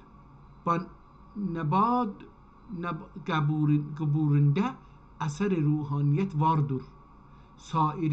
Sair yerde olan teveccüh ve duaden öyle yerde ruhaniyat ile tevessülü olidir. Oğladır şayet de. Görülmez mi ki meşayih Nakşibendiye kebarinden bazisinden قبرine mülazimet ve ruhaniyetinden akhz ve telakki tarikat etmiştir.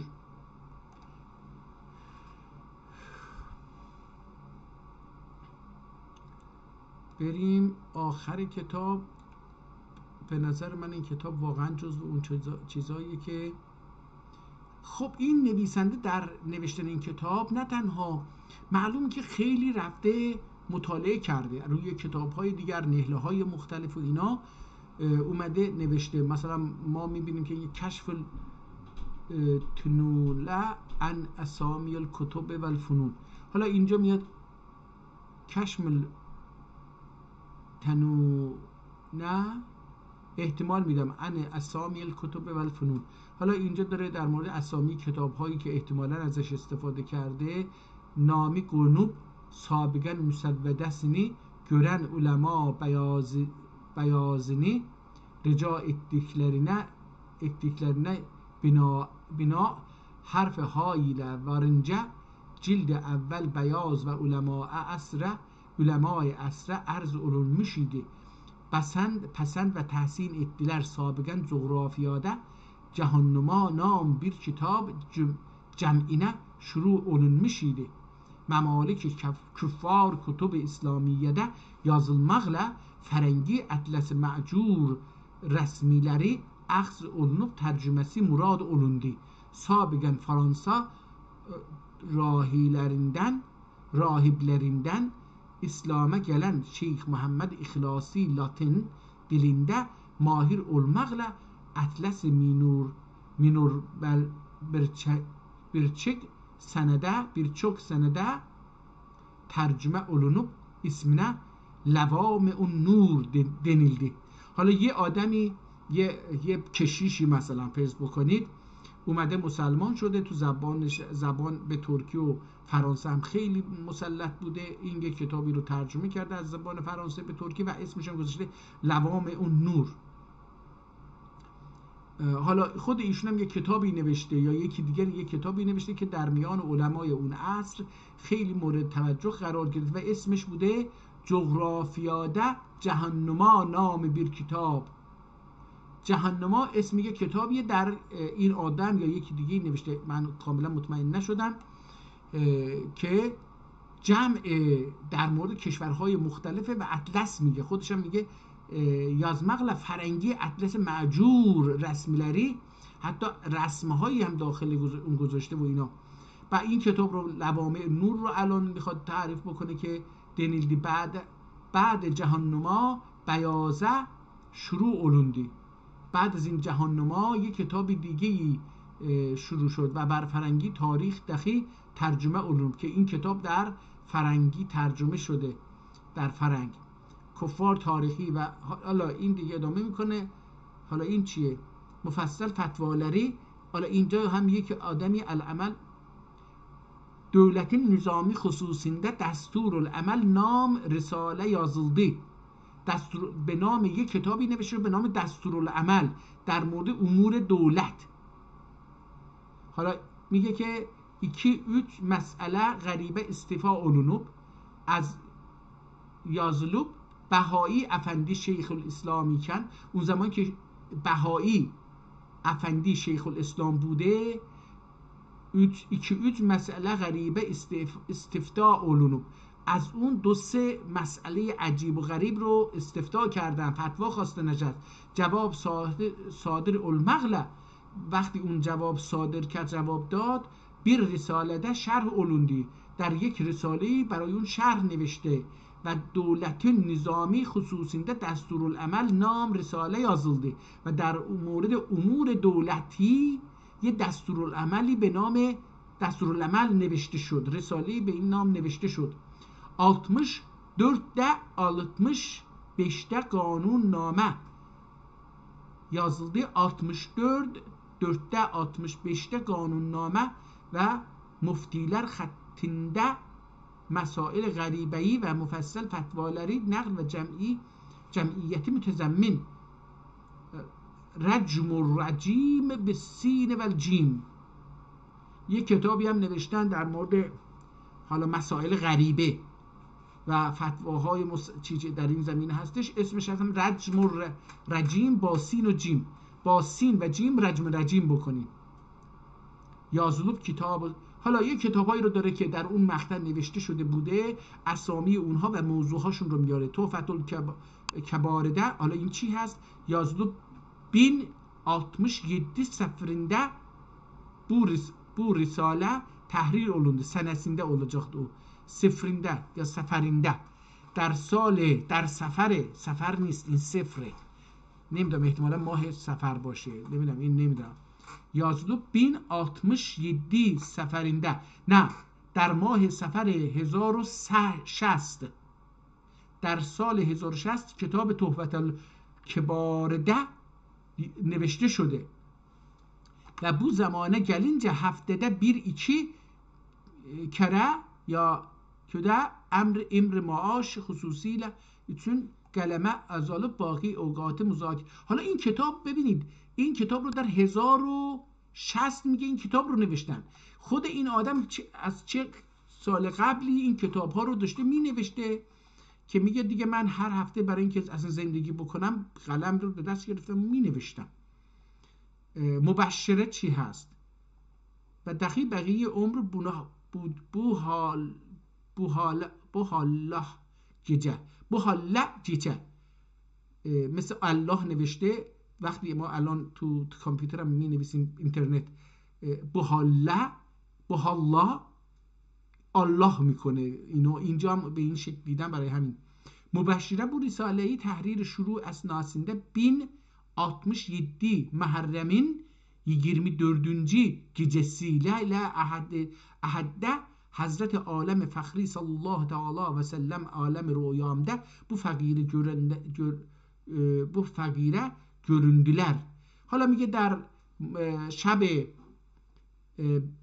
محرم بود، شب 24 محرم بود، در خواب در سال 1060. ببینید این حدوداً داره میگه که 500 سال پیش این آدم نیزیست ظاهراً، یعنی این کتاب‌های قبلی رو در اون سالها نوشته.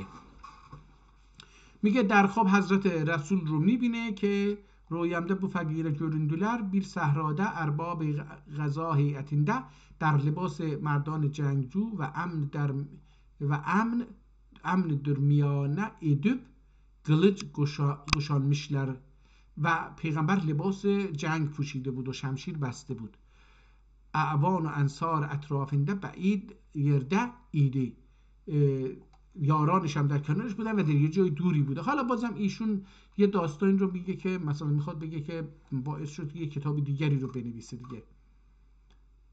bir ismi telgin buyuran meşgul olalım diyecek saadetle buyurdular ki ya Peygamber sallallahu aleyhi ve sellem ismine meşgul ol.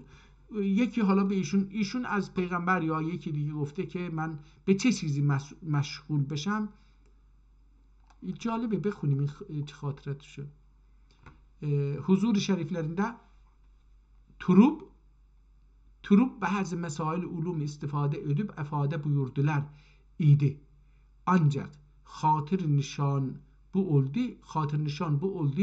Onlar gaim fegir culus ile qiyam beyninde turub isnai istifadede mübarek rükbelerin takbil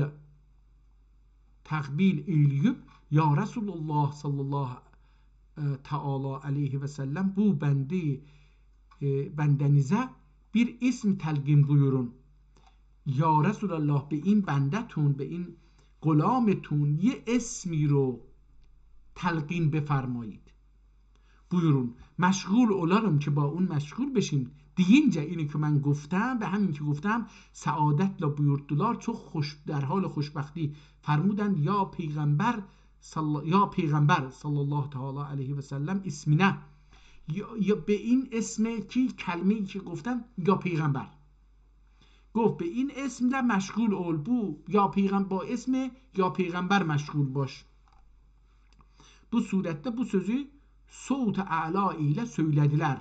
با صوت بلندی این رو، با صدای بلندی این رو گفتند. bir mertebe که سامعی آن طلوب oyanacak اثری باقی ایلدی. حالا میگه با صدای بلندی بود که از خواب پریده و دیگه اثرش رو دیده، با اثرش مونده. bu رویاده نجه معنای اشاره وار و ارشاد buyurdular. میگه در این خواب به چند معنا و اینا اشاره. حالا که رفته دوباره کتاب رسیده وصیت ثانیه که اینو فکر کنم خوندیم یا نخوندیم نمیدونم. ادب یک کتاب دیگری هست، ببینید مثلا اسم کتاب ها رو نگاه بکنید. ادب اول budur ki vazide şehir halkının urf ve adet ve istilahatına muhalif sözler olmuyor. ادب چیه؟ ادب رو تعریف میکنه.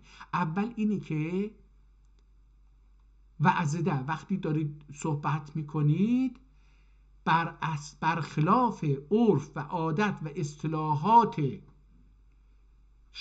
مردم شهر مخالف اینها صحبت نکنید، زیرا باعث گیل و گال و اختلاف میشه.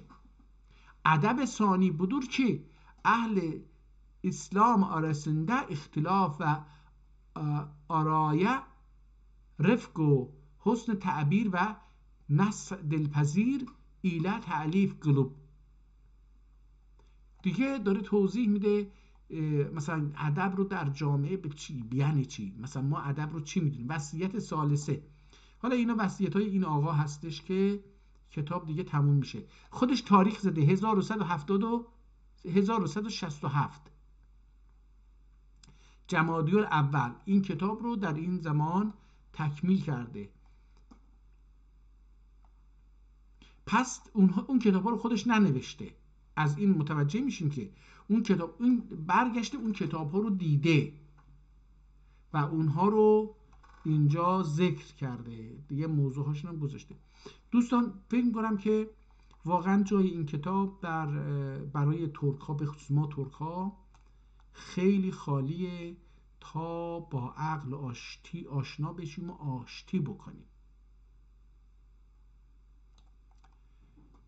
Bahs aşır Şeyh Muhyiddin İbn Arabi Hazretlerinin şanında vaqe olan ihtilaf bahsidir.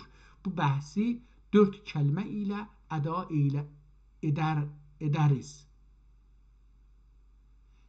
بحث دهم در مورد شیخ محی الدین عربی رحمت الله علیه هستش، در مورد حضرت ایشون، در مورد شأن ایشون هست. که اختلافی واقع شده، میخواد در 4 کلمه در این باره صحبت بکنه.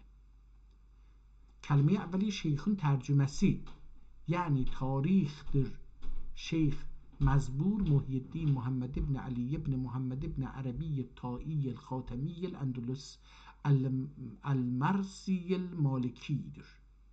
این هم می نویسه که تاریخ چیه دیگه، میگه شیخ مزبور احتمالا باشه محی الدین محمد ابن، اسم پدرش محمده، اسم خودش محی الدینه، اسم پدرش محمده، پدرش علی هست، پدر اون یکی محمده، دوباره محمد ابن عربیه. الطائی اون پدر سومشون الطائی الخاتمی الاندلس المرسی المالکی، اینا اسم پدر آخره. پدر چندم شد؟ 1 2 3. جد سوم، مثلا از من بریم، من نه، پدر من اسماعیلی، پدرم مهدی گلی، پدرش فکر کنم طالب باشه، یادم نیست، من همینجوری دیگه. البته من 7 نسلم رو نوشتم، یعنی جمع آوری کردم بر اساس گفتاری که پدرم گفته بود و پدر بزرگم گفته بود مهدی گلی خدا بیامرز، نوشتم دیگه. و نسل همزمان من، یعنی من بچه های خودم رو هم نوشتم، بچه های مثلا پسر عموهام رو هم نوشتم، بچه های خاله هام و دایی هام نوشتم دیگه، نوه هاشون ننوشتم، چون که دیگه من اونا رو ندیدم، اونا منو ندیدن، هیچ کدوم رو. یعنی بخوام بگم 9 نسلمون رو یا 8 نسلمون رو نوشتیم ما، من نوشتم خودم، موجود هستش.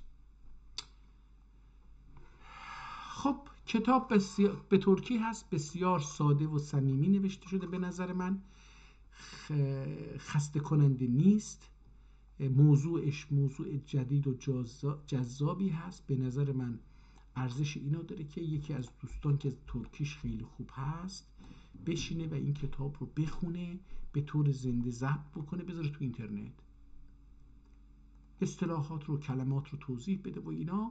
ممکنه که مثلا هر روز 1 صفحه بخونه، خب میشه 126 روز دیگه، چقدر مگه میشه؟ میشه 3 ماه، 4 ماه. 4 ماه وقت بذاریم این کتاب رو آموزش بدیم،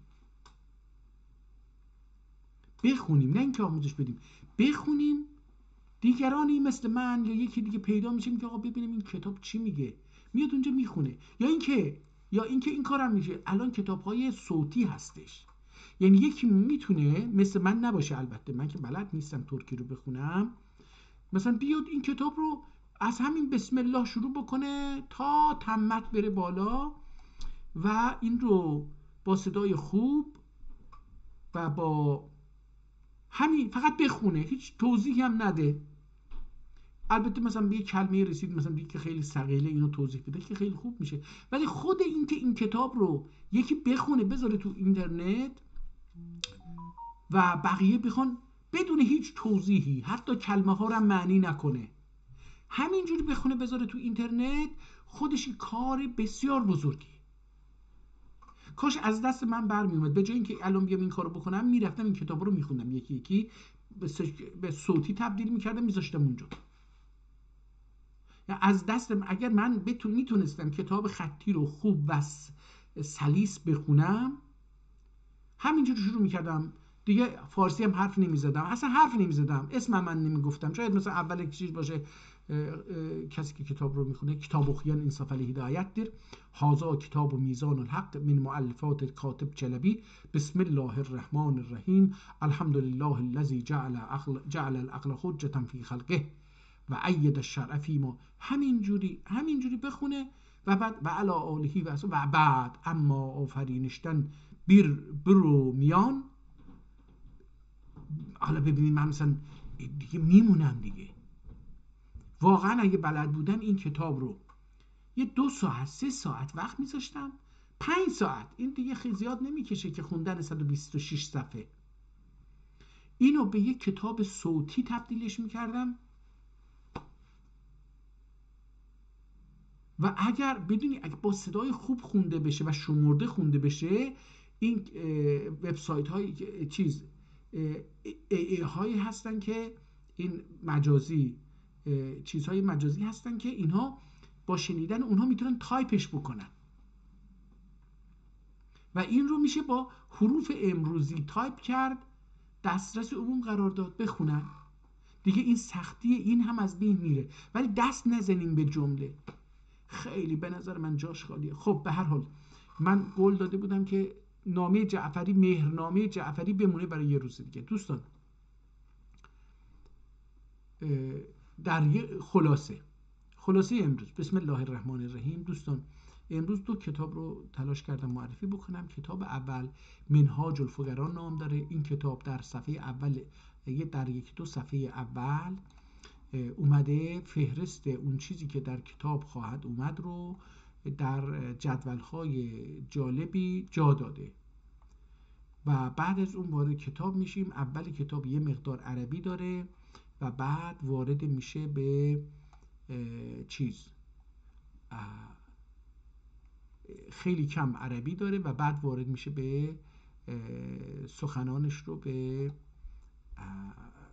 حدود نیم صفحه عربی هست و بقیه به طور ترکی وارد میشه. در مورد عرفان هستش، عرفان و صوفیه یا عرفان، راه و طریقت عرفان از دیدگاه مکتب مولویه. در عرفان چندین مکتب عرفانی وجود داره، ولی این آدم در مرید مولویه هستش و بر اساس امر شیخ اون مقطع تاریخی که این آدم میزیسته، امر شیخ مولویه، ایشون در مورد فکر و روش مولویه کلمات رو دونه دونه تعریف میکنه و نظرات این نهله فکری اسلامی رو توضیح میده. این کتاب حدود بگیم که 350 سال پیش نوشته شده و در 460 صفحه. البته نویسنده هم اسمش معلوم هستش. کتاب بسیار جالبی هست. یه مقدار عربیش بیشتره ولی خب به نظر من کتاب بسیار مهمی هستش در زبان ترکی. این کتاب رو به راحتی میشه خوند برای اینکه خط خیلی زیبا و راحتی داره. کتاب دومی که امروز معرفی کردیم میزان الحق فی اختیار الحق یا یه چیزی بود. این رو هم یه آدمی به نام کاتب چلبی نوشته، اون هم در سال 1167. حالا اینو از آخرین کلمه‌ای که اینجا نوشته خودش یه تاریخ گذاشته، ما از اونجا فهمیدیم که این کتاب در اون تاریخ نوشته شده 1167 جمادی الاول، 4 جمادی الاول یا جمادی الاول. در این تاریخ این کتاب در رابطه موضوع کتاب عقل و مباحث عقلی هست. میگه که با خوندن این کتاب عوام، یعنی آدم‌های مثل من که سوادی ندارن، بی سوادها، تشخیص میدن که کدوم مباحث که الان در جامعه، چه در ایران چه در هر زمانی که زندگی بکنیم، عقلی هست و کدوم عقلی نیست، بر اساس توهم، بر اساس خرافات و اینا. به نظر من این کتاب خیلی خیلی خیلی خیلی مهمه و باید این رو یه جوری به یک نوعی در جامعه، بخصوص جامعه ترک ها، این رو رواج داد. کتاب خطوطش خیلی از هم، الفبا رو خیلی از هم جدا نوشته، خط زیبایی نوشته و خیلی به راحتی میشه اینو خوند. خب نویسنده دربار هست، خلیفه هست، در نتیجه یه مقدار نوشتنش رسمی داره، زبان رسمی ادبیه، خیلی ادبی هست، خیلی تخصصی هست در حال در موضوع خاصی فکر میکنه که عقل چیه و مباحث عقلی چی هست، چجوری تشخیص بدیم که یک مبحثی که داره الان من و شما با هم بحث میکنیم، یک دیگه بحث میکنه، دو نفر نشستن تو تاکسی و یا جای دیگه بحث میکنه، یه مولایی یه فیلسوفی نشسته تو تلویزیون اینترنت داره بحث میکنه، یا توی اتاقی هستیم، حالا اتاق مثلا مثل در اینترنت اتاقهای مجازی خیلی زیاده، تو زوم و تلگرام و اینستاگرام و خیلی جاهای دیگه اتاقهای که دارن کلاب و اینا هستن، تو اینجاها آدم نشسته، ببینیم این آدم عقلانی صحبت میکنه یا نه. از نظر من جامعه در ایران و 99% انسان‌هایی که در کشوری به نام ایران، واحد سیاسی به نام ایران زندگی میکنن، رفتارشون و سخنشون عقلانی نیست، برای اینکه اصلا نمیدونن عقل یعنی چی. هر کسی خودشو عاقل میدونه و اون چیزی هم که از دهنش میاد را عاقلانه میدونه، در حالی که عقل یک معیارهایی باید داشته باشه که بفهمیم آقا عقل یعنی چی، بفهمیم خب کشورهایی که عاقلانه رفتار کردن کجا هستن، ملت‌ها، انسان‌ها کجا هستن، کشورهایی که عاقلانه رفتار نکردن کجا هستن. خب با مقایسه اینها میفهمیم که ما عاقلانه رفتار میکنیم یا نه. مثلا ما ایران رو یا تبریز رو با مثلا با استانبول و با رهبران ایران رو با ترکیه، رهبران مالزی، اندونزی، آمریکا، کانادا، سوئد، سوئیس، اینها که از آسمون نیامده، اینها هم انسان‌های روی زمین هستن، اینها محصول زمین و زمان و دانش و تجربه هستن. چه فرقی هست بین یکی اینجاست یکی این پایین خیلی پایینه؟ یه جامعه هم همینطور. چطور یه جامعه مثل ایران و افغانستان وجود داره و یه جامعه مثل ترکیه و مالزی و اندونزی در کشورهای اسلامی یا حتی قطر و امارات و دبی و کویت و عربستان سعودی و اینها وجود داره در جهان اسلام؟ اینها هم هستن، ایران هم هست، افغانستان هم هست. خب اینها رو ببینیم و بعد بیایم ببینیم که در خارج، در اروپا، کشورهای اروپایی چه کجا رسیدن. خب چه چیزهایی باعث اینا بالا رفته، رفتار عقلانیشون چه؟ ما با مادامی که با تعریف عقل و رفتارهای عاقلانه آشنا نشیم و خودمون رو تحت قیمومیت عقل در نیاریم، عقب ماندگی ما دوام خواهد داشت. این رو بپذیریم. به نظر من این کتاب که یک ترک به نام چلبی این رو نوشته، کاتب مشهور، این آدم کاتب چلبی مشهوره، این آدم این کتاب رو نوشته. اولا از متن کتاب متوجه شدیم که این آدم 10 کتاب رو در این زمینه خونده، در زمینه‌های مختلف خونده، اومده اینجا خلاصی از اونها رو هم حتی بیان کرده و جدا کرده بین عقل و نقل و دین و اینها رو جدا کرده و گفته که خب مثلا چه چیزای عقلی هست چه چیزای نقلی هستش. این خیلی راحت خونده میشه، من در خوندنش مشکلی پیدا نکردم. به نظر من میشه در 3 ساعت 4 ساعت این کتاب رو یه آدمی که این ترکیش خوب باشه، نه مثل من که من ترکی بلد نیستم، من ترکی ادبی و استاندارد و ادبی و علمی و تخصصی رو اصلا بلد نیستم. ترکی من ترکی کوچه و بازاره، در نتیجه من نمیتونم این رو، ولی واقعا اگه بلد بودم یعنی بلد بشم یه روزی میشنم این کتاب رو کتاب صوتی تبدیلش میکنم، میذارم دست همه بیاد آقا اینو تو ماشین که داره میره، مسافرت داره میره، 5 ساعت 6 ساعت تو راه خواهد بود یا هواپیما داره میره، بذاره تو گوشش گوش بکنه، بگه آقا ببینم این چی میگه. 10 بار گوش میکنه، یواش هم ترکیش بهتر میشه، هم از نظر ادبی با ترکی آشنا میشه، هم از نظر لغوی این مخزن لغتش قوی تر میشه و همین که میفهمه عقل یعنی چی. نمیدونم که کتاب های دیگری هم آیا ترک هایی بودن که به مسئله عقل به طور جد تاکید گذاشته یا نه، ولی این کتاب رو همین جمله اولش رو نگاه کنید، فقط همین جمله رو بخونم: الحمدلله الذی جعل العقل حجة فی خلقه. یعنی فقط همین کافیه بگیم که آقا این موضوعش عقله، عقل حجت و دلیل در میان انسان هاست و این هم نعمت خداونده.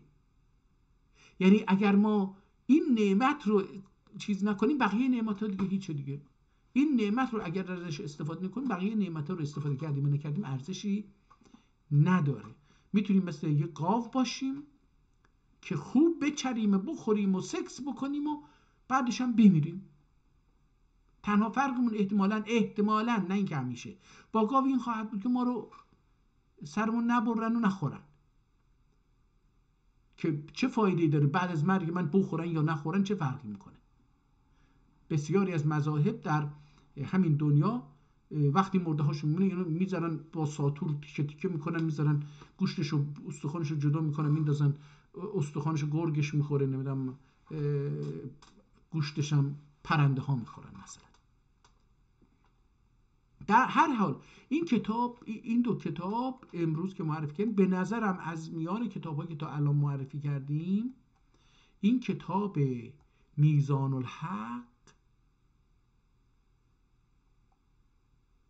کتابی که از نظر اجتماعی برای همه ملل در ایران و در آسیای اسلامی، به خصوص برای ترک ها لازمه که به خودشون برگردن، عاقلانه رفتار بکنن.